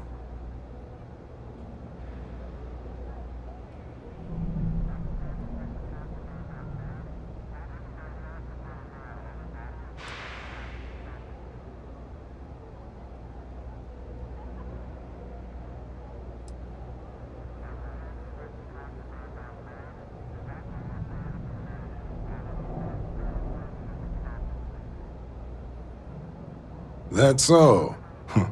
Nobody in the well's more reliable than Teresa. If she says there's a problem, I believe it. You could tell her I'm personally looking into it. That should ease her mind. Those thieves won't be so cocky with security on patrol.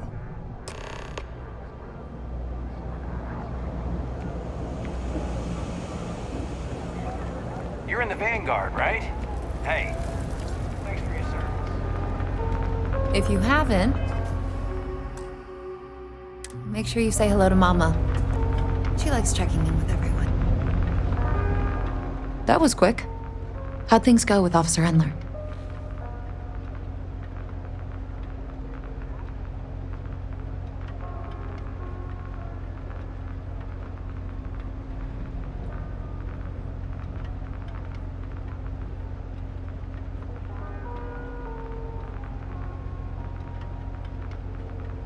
I knew I could count on him. He always handles this kind of thing fairly. Thanks for your help with this. I feel a lot better knowing security's on patrol down there.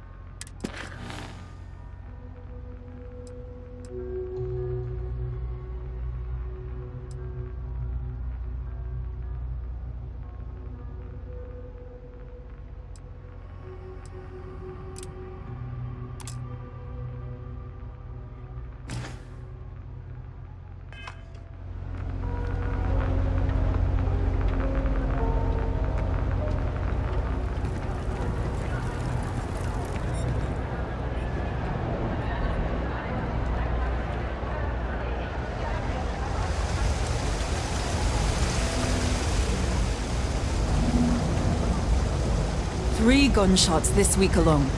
I guess we know where UC Security's priorities are. And aren't.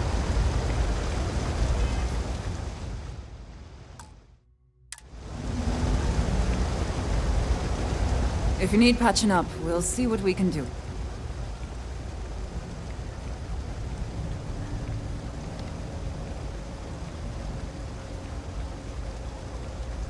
Oh, you remembered. I'm touched, dear, really. Yes, there's absolutely something you can do to help. All the children seem to have the same stomach bug, but I'm having trouble diagnosing it. Pediatrics isn't my specialty. But one of my colleagues, Dr. Lebedev, is an expert. If I had his research notes, I'm sure I could diagnose the disease and find a treatment.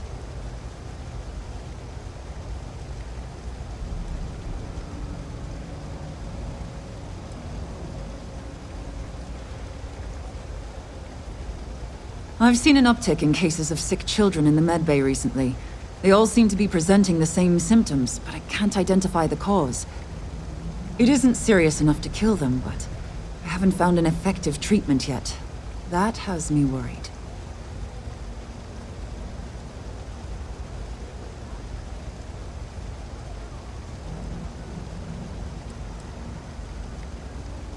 He works topside at Reliant Medical. It's easy to find. It's right between Mast and Orion Tower. Dr. Lebedev is always there. Thank you so much. I really appreciate it. I'd go myself, but I can't leave the medbay unattended.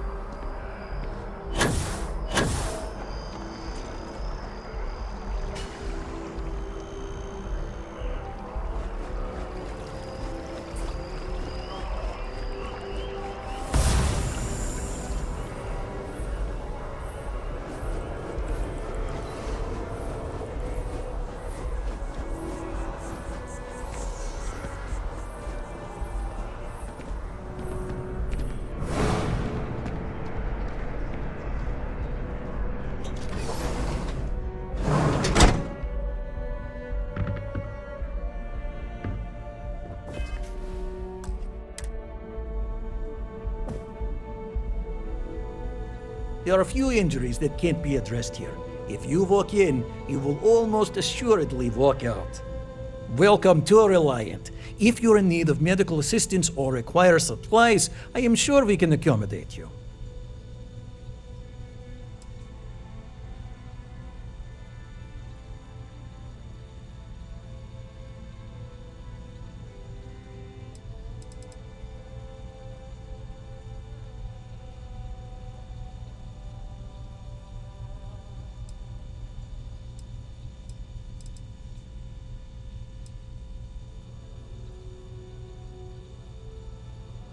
A medical problem Talia can't solve. I never thought I'd see the day. How can I help?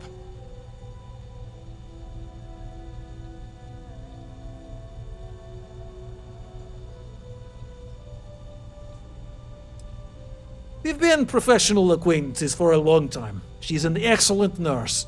If the well didn't need her so badly, I'd have offered her a job here ages ago. Sick children. Well, we can't have that. I'd be happy to help.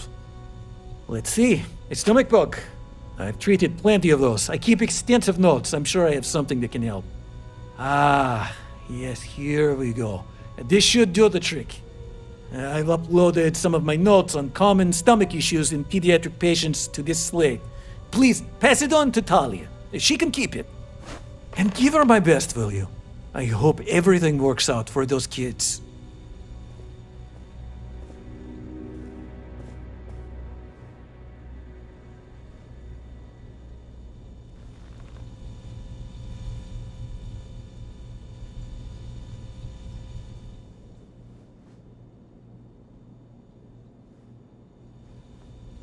We offer only the best care in New Atlantis. If there's anything you need, please don't hesitate to ask. Welcome to Reliant. If you're in need of medical assistance or require supplies, I am sure we can accommodate you.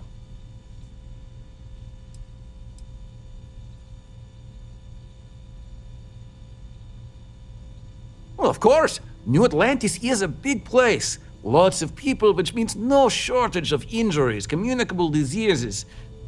But we're well staffed and do our best to accommodate anyone who needs help. Well, everyone knows Reliant, largest medical provider in the settled systems. They've spent decades advancing medical science with their research division, and have built an entire supply network to keep us all healthy. They've always been quite proud to work here.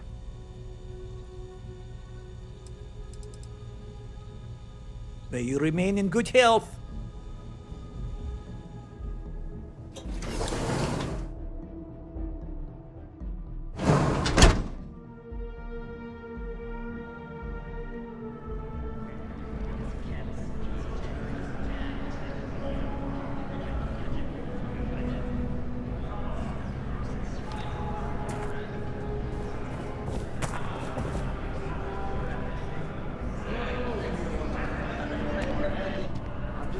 We don't know the side effects of grav jump.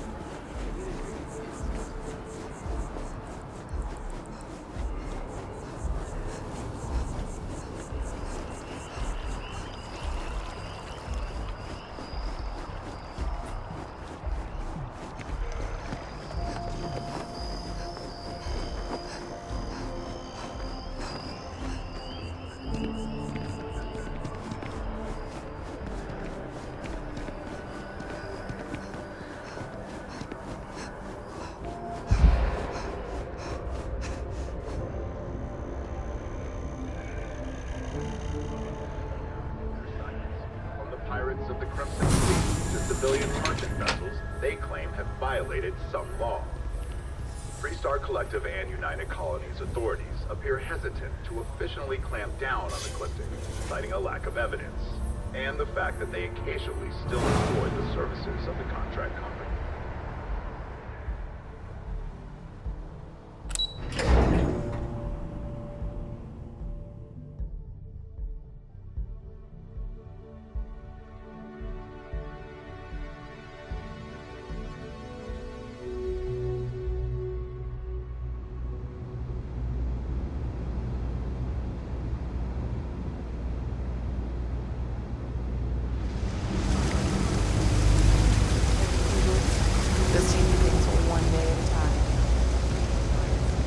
I've got limited We're doing the best we can here.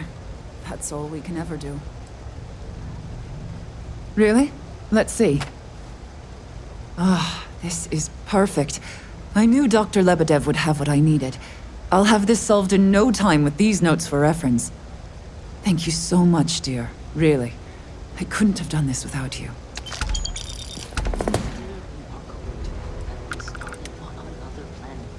Oh yeah, I agree.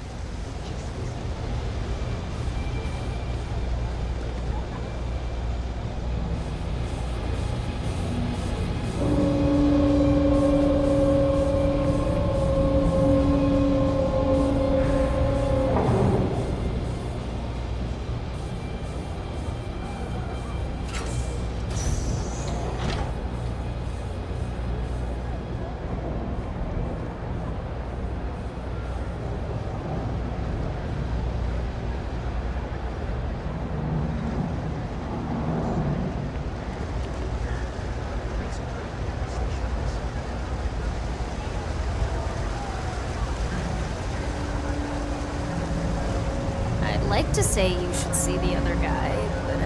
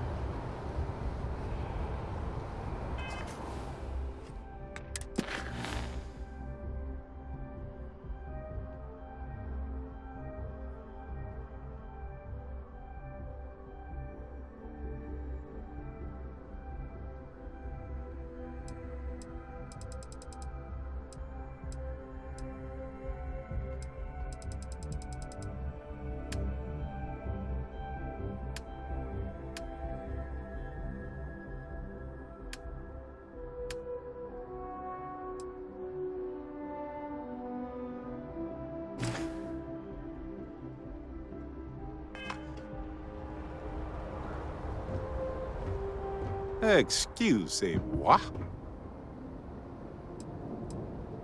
Depends on the question, but I'll give it my best shot. Right. Later.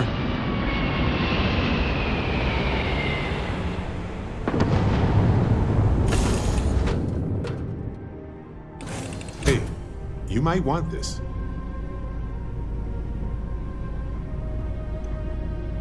Anything I can help you with, Captain? Oh, right. I nearly forgot. Here you go.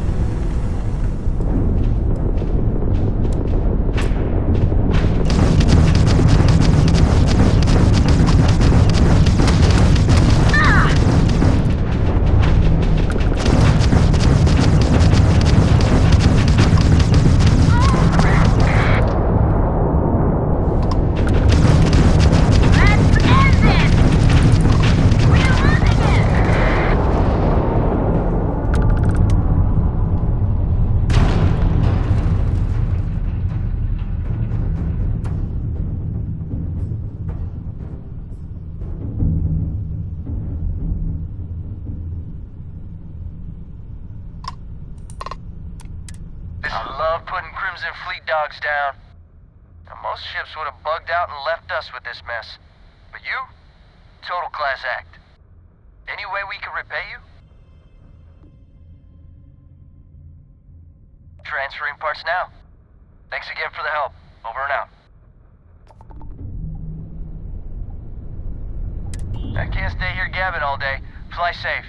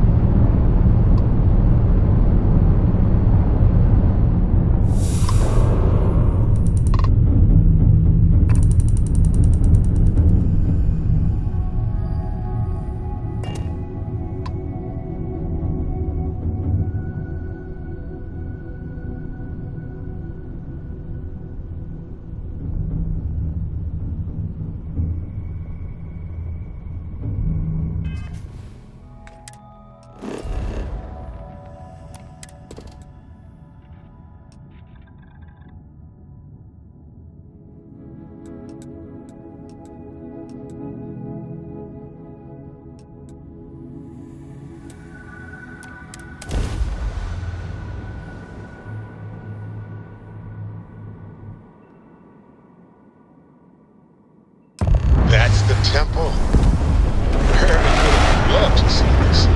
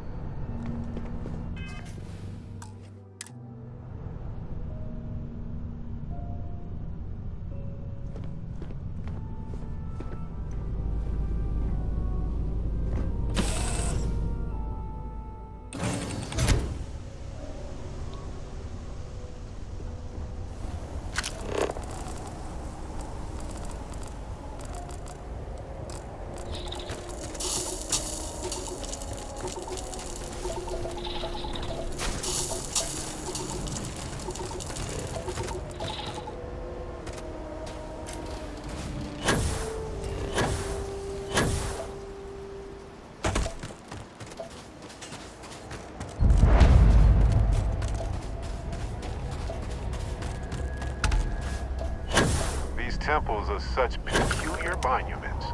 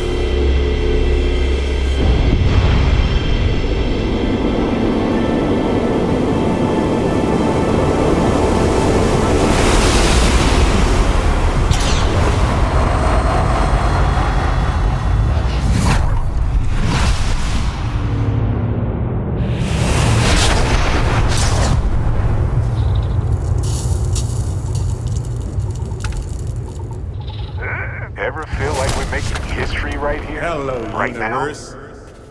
This is Barrett, returning your call. What in the... Who in the...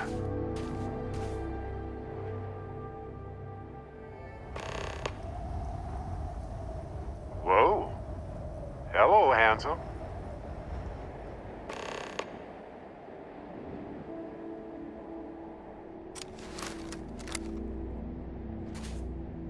You've got to be joking. Nope. Okay. Skipping the initial shock of it all. Agreed. Not worth it. Forming a hypothesis.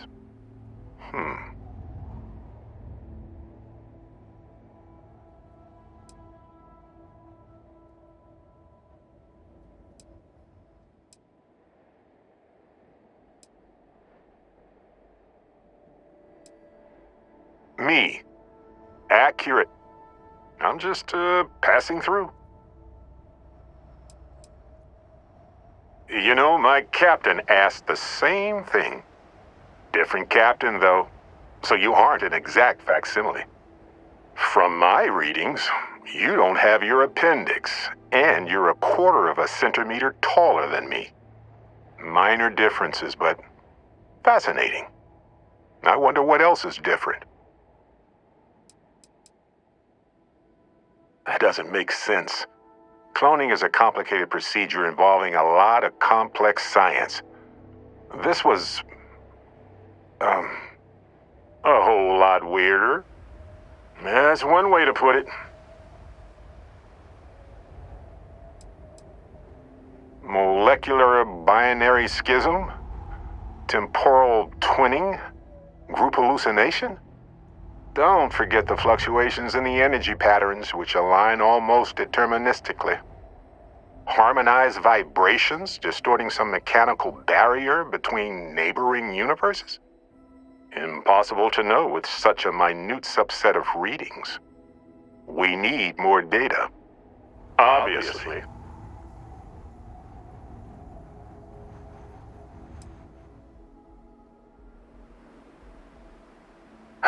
Why stop at 2? It won't work.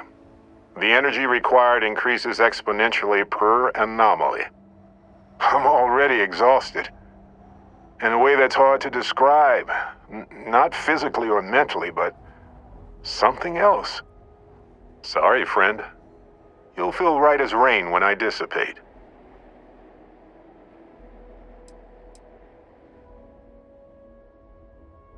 I'll be Barrett Prime. Amundsen is fine. Usually the barrier between us is too thick to communicate much anyway. Amundsen?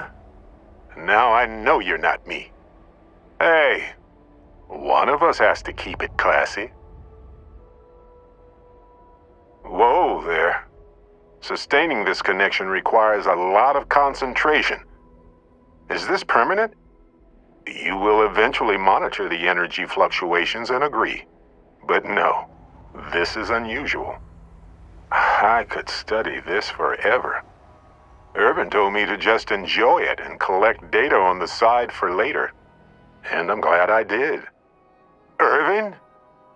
He's with you. He's... okay?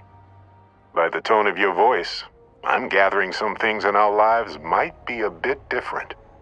Is he happy? Yes, he is. Our daughter pilots the ship after Vasco was destroyed. But otherwise, we've survived the war well.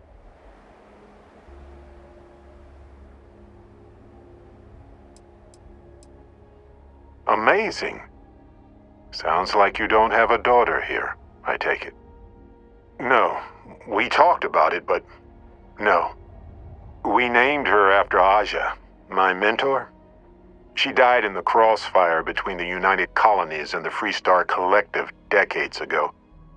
For me, Irvin died instead of Aja in that crossfire. She's best friends with Cora, and she's smart as hell. Of course she is.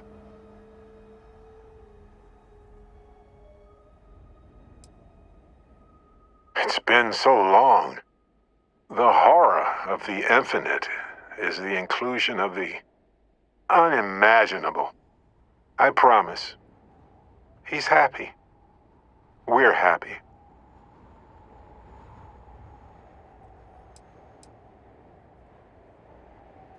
Oh, man.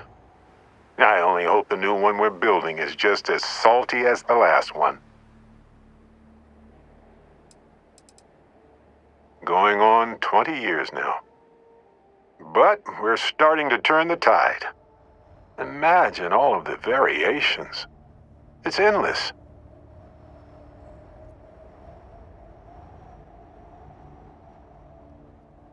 I have so many questions. I wonder how many paths I've taken, we've taken, how many variations, how many ended with heartache and how many with joy. I think about that all the time. Wait, what's that noise? Starborn ship.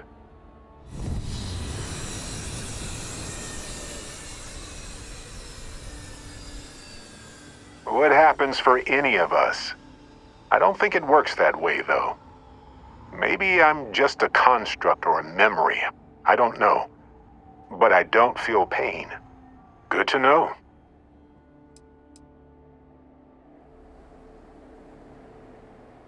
No idea.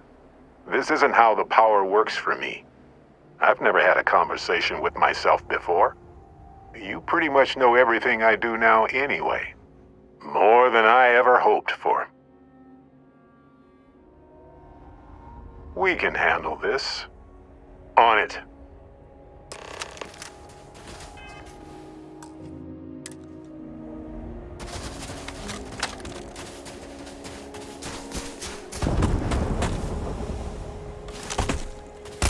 Why, hello there, sunshine.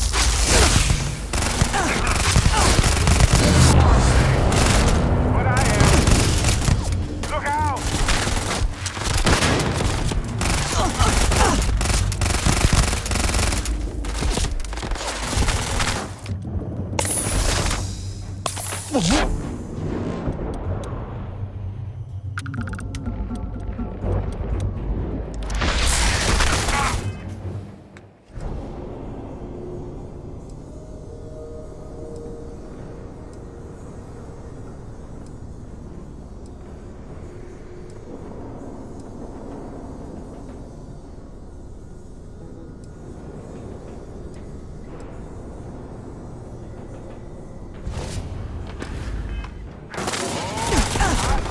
Well, that ought to do it.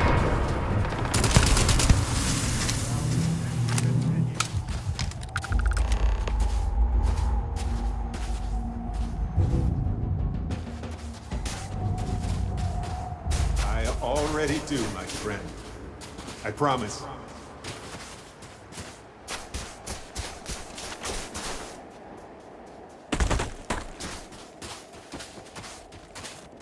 So look, for the record, I am the same Barrett that came here with you.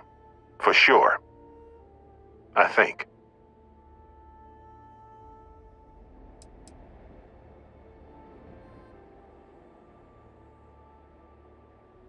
Is the ship my secret lair, then? I guess? I would have preferred something with more seating, and maybe a fireplace. Something cozy. Oh well. Hey, at least I didn't pull an army of knees out of thin air, right? Imagine that.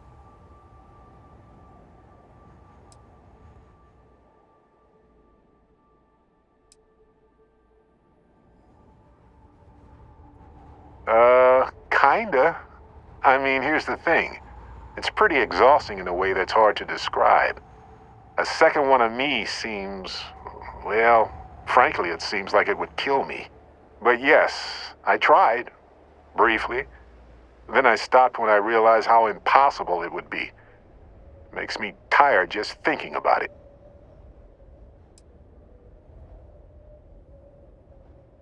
Besides, it is a bit exhausting to sustain just one extra me.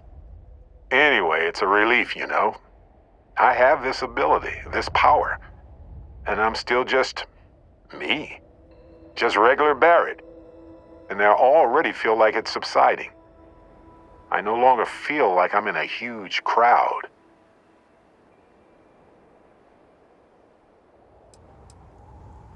Yes, though it takes a lot of concentration.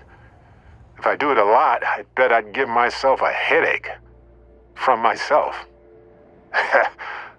I'm my own migraine.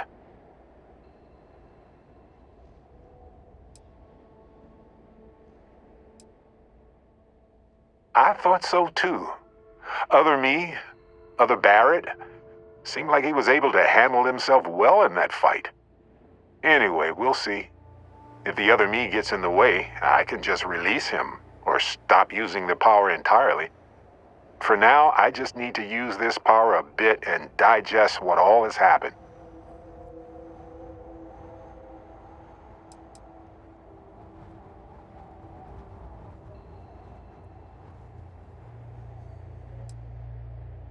I lost my Irvin.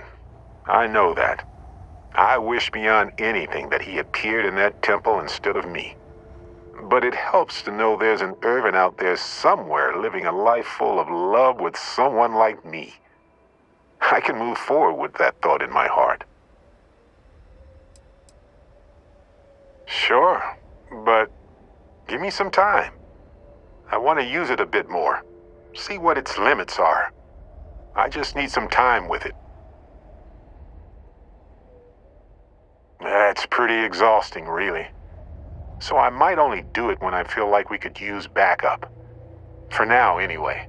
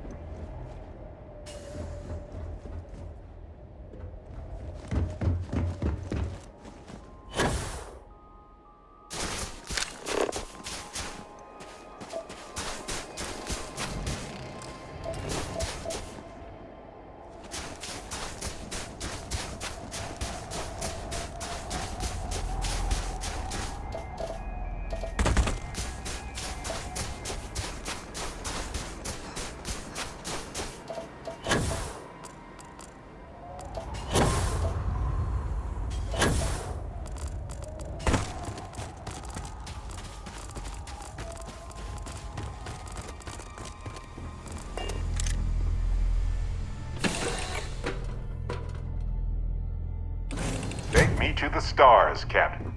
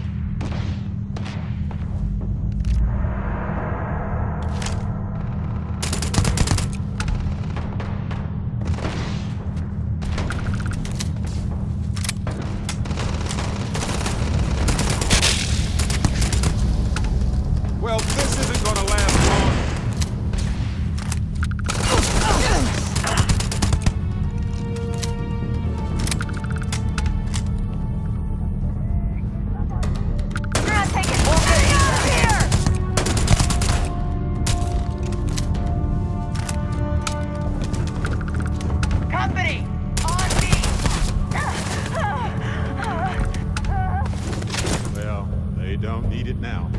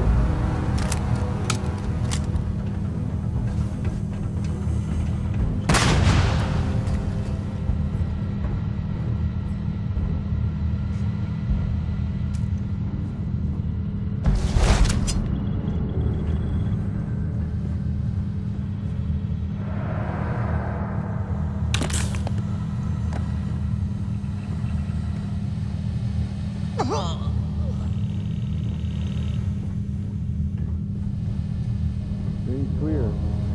Well, busy.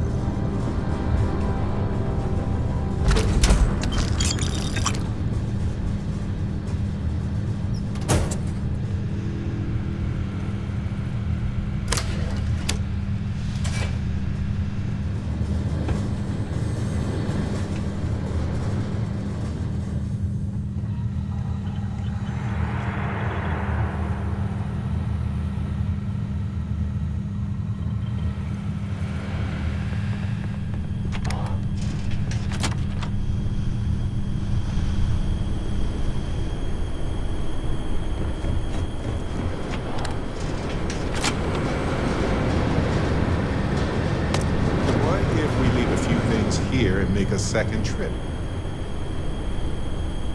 Engaging hostile.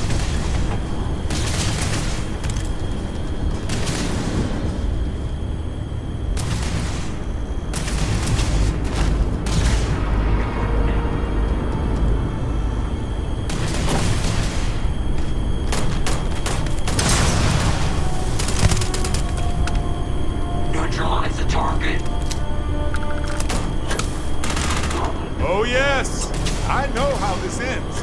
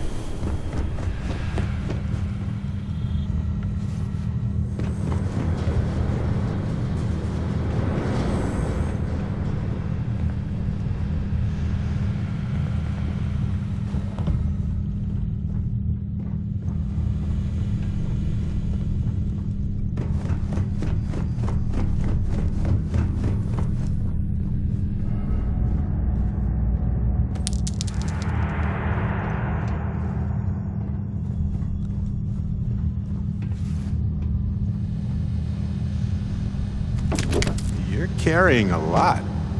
Do you want to take a moment to shuffle things around?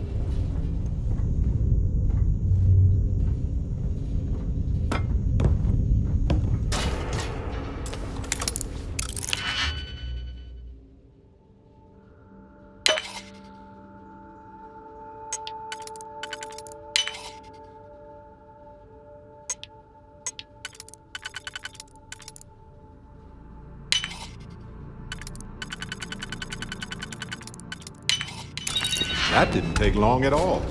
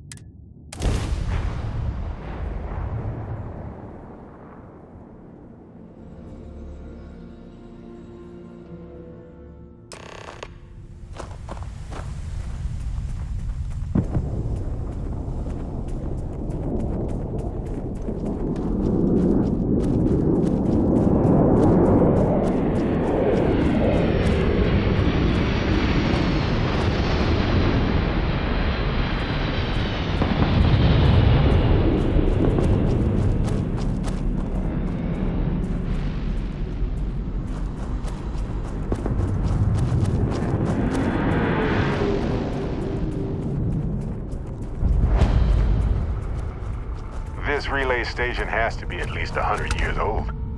Stunning. What's new? See you later.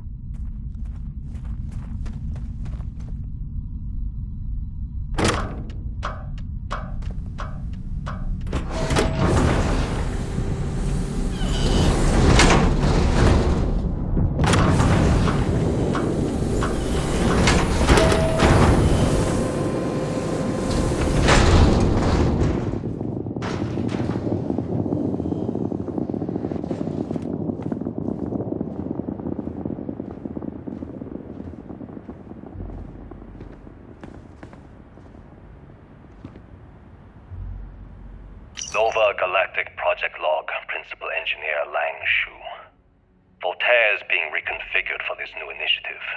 The math we're being asked to crunch is ambitious, even for a supercomputer. We might as well be asking it to count every grain of sand in every desert on Earth. Who came up with these original equations? Our partner isn't being very open about it. Every question I have goes through some discretionary channel. I'm surprised we even know we're working on a ship.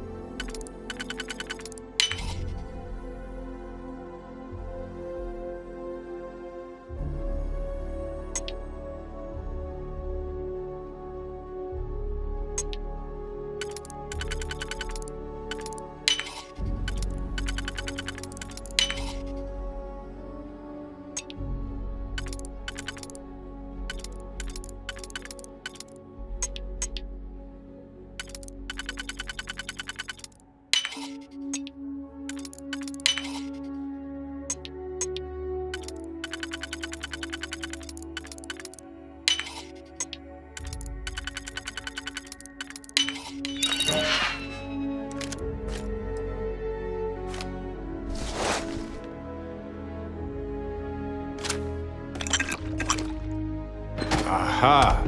Open! The suspense is killing me.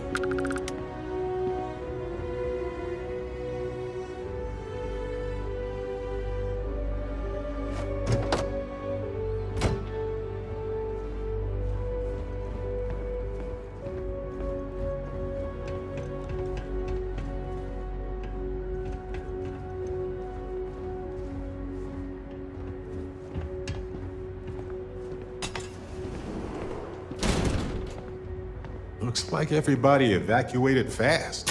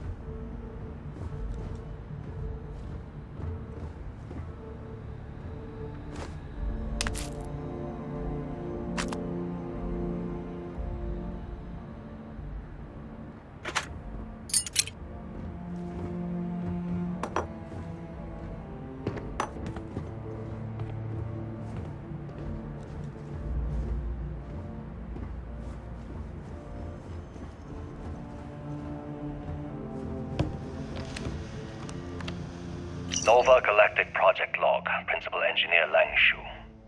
I admit, this is not the most disciplined team I've ever run. Malcolm keeps stealing computational time on Voltaire and thinks I don't know this. And Sabina's been distracted lately, but won't tell anyone why. I really should demand answers from both of them.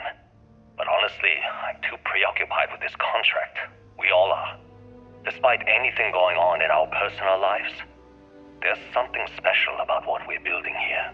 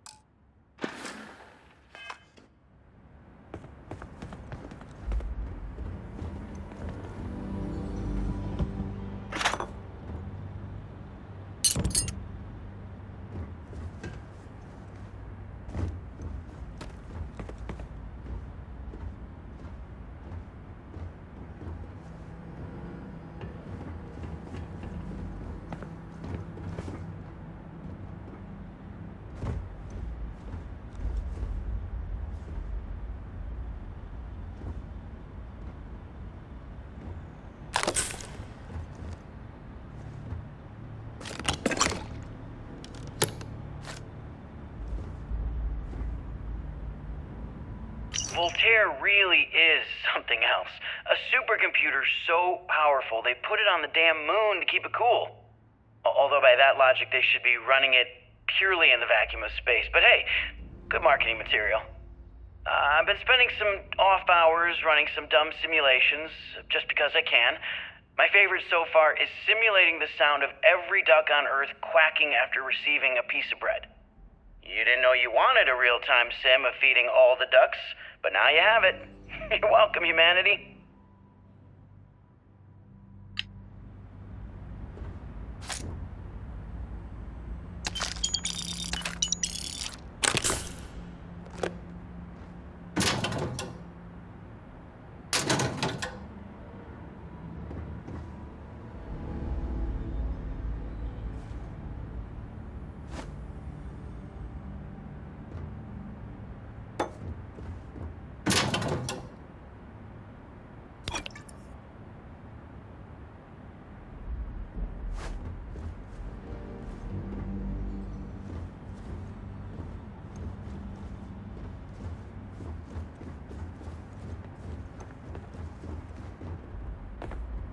Okay, confession time.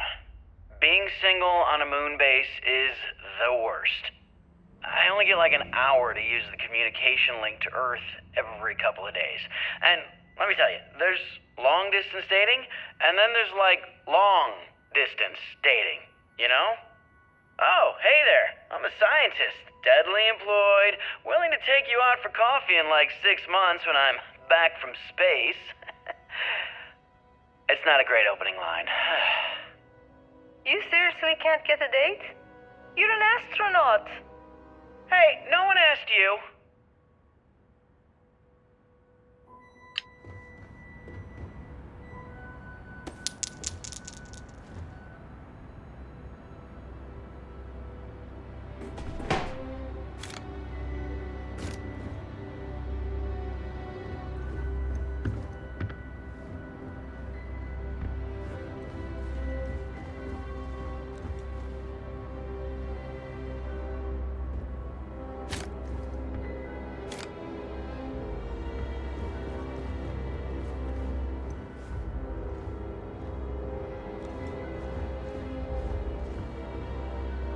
You ever get jealous?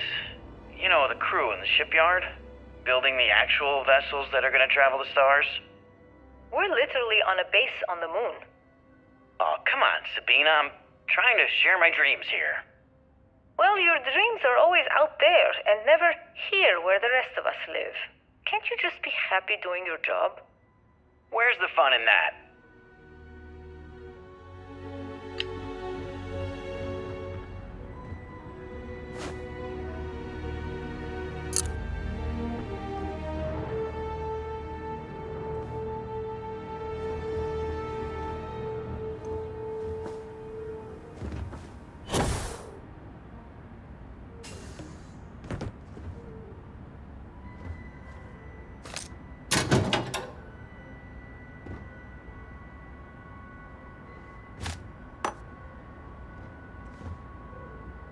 When I accepted the assignment up here, we were told to bring a couple of personal items. Some psychological study said it helped when you're away from Earth this long. I brought my grandmother's old abacus. I would play with it on her lap, and she'd teach me the Russian for all the numbers. She, just got word that she passed. The next shuttle isn't for 3 months, so I won't be able to go to the funeral. Goodbye, Babushka. Thank you for teaching me math. It brought me to the moon.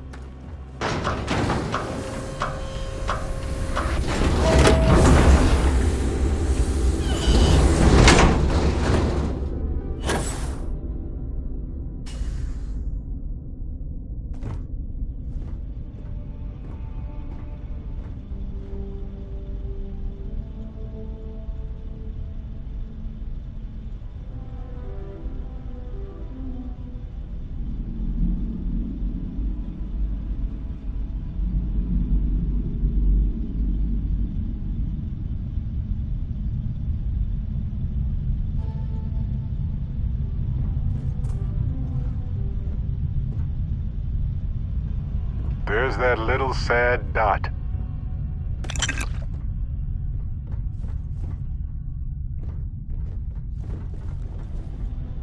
Engine spin-up time almost complete. Total time 5 minutes 22 seconds. Right on schedule. How are the helium-3 valves holding, Nova? We double-checked the leakage concerns this morning before the launch. All signs green. Any changes to the calculation sequence from Voltaire? No changes since we uploaded the last figures yesterday. It's a clean shot from here to Jupiter. One day the computer will be on board the spaceship. Just imagine that. One miracle of science at a time, Canaveral. Counting down in 5, 4, 3, 2, 1.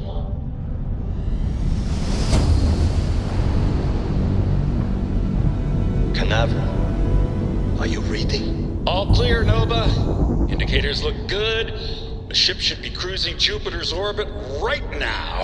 Visual confirmation will be possible in 32 minutes. Afraid the speed of light is on the slow side these days. How does it feel to break the laws of physics, Canaveral? We're all pretty excited down here in NASA, I won't lie. Excited enough to tell me where you got the original data? Not in a million years, Nova.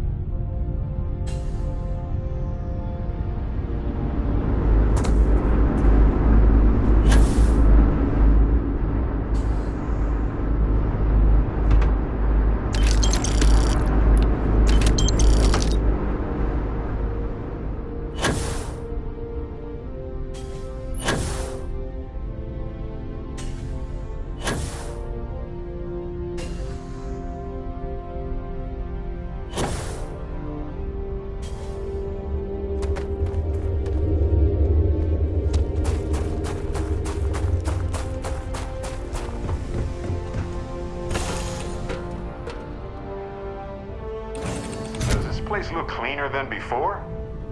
Huh. Nah.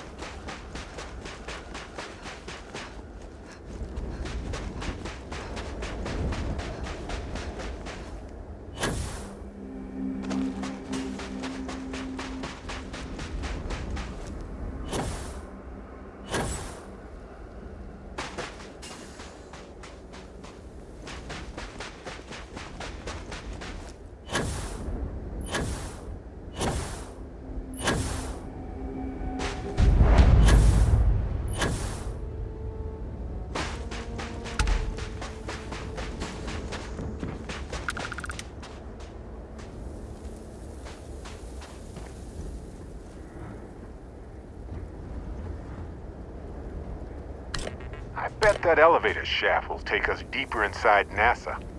Might need to work through some rubble.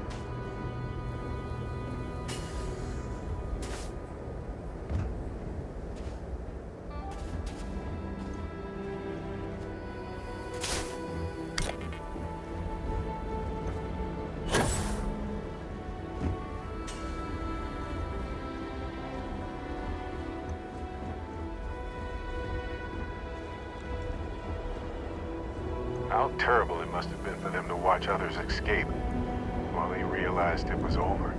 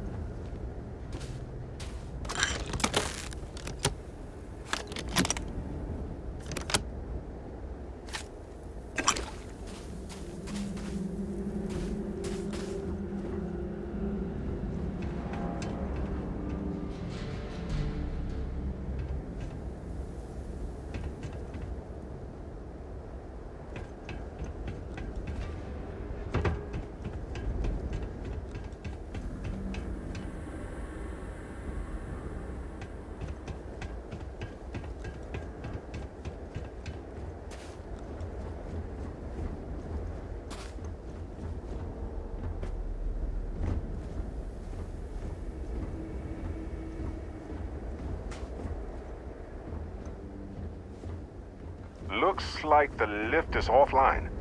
Maybe we can restore power. Let's look around.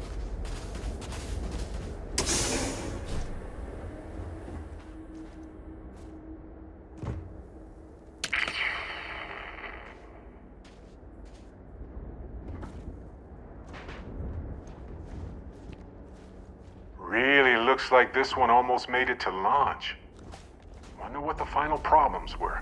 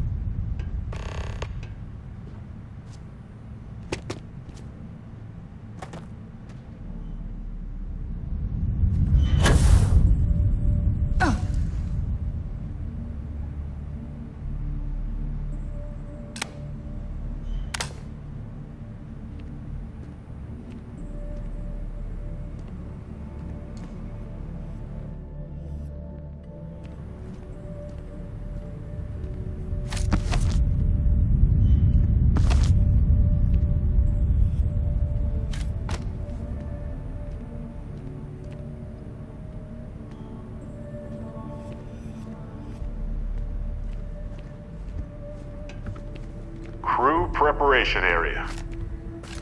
I can't imagine how tense and chaotic it must have been.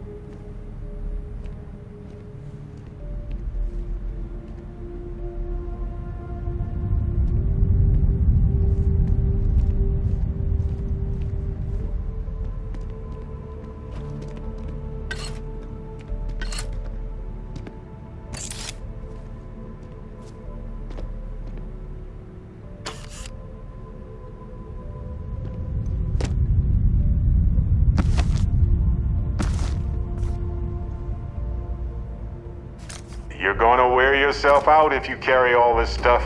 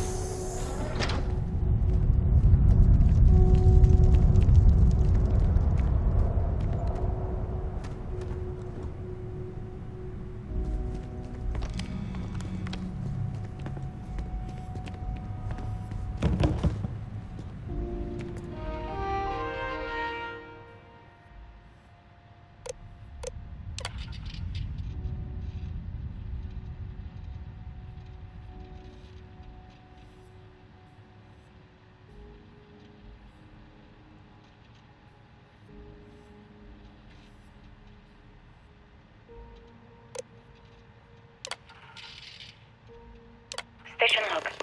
Dr. Judith Tatien. The recent delivery from Mars is unsettling. I was expecting rock samples or maybe fossils of microbial life. Instead, Dr. Victor Isa comes with 2 members of the military. Everything they've brought back is under wraps. What could a theoretical physicist need with a sample from Mars?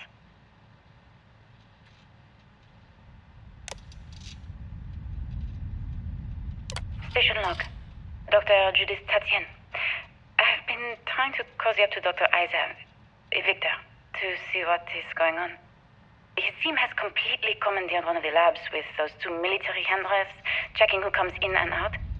I joked that maybe he found a little gray man and was doing an autopsy, and he grew very pale.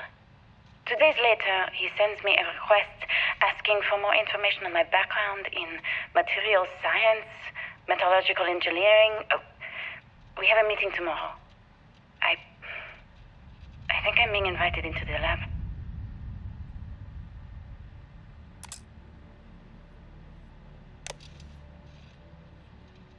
Station log. Dr. Judith Tatien. I have never been so nervous since I defended my dissertation. 4 hours talking to Victor and his team about theoretical metals, atomic bonding, even a half-hour divergence into magnetism that I'm pretty sure was to throw me off the trail of what we were actually talking about. Then, I got to see the lab. I don't know how much I should say, but the periodic table just got thrown out the window.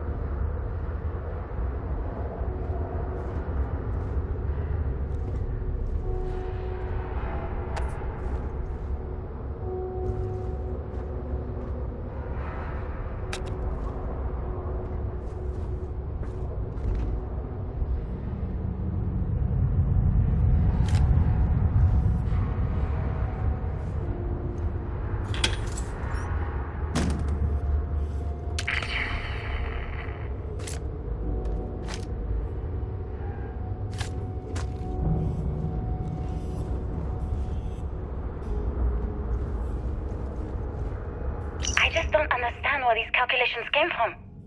There's something wrong with the math? I think it's quite straightforward. That's not what I'm asking. We've had no success extracting even a sample of material from the object. No explanation for the gravitational effects, no motion graph to explain its harmonic frequencies. I can't even establish a melting point. Judith.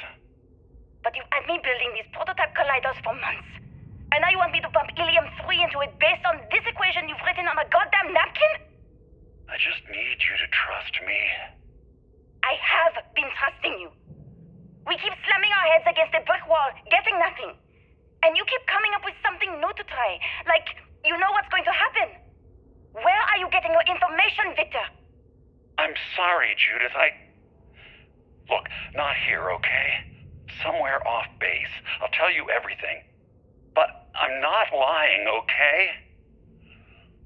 We're going to discover something important here. I promise.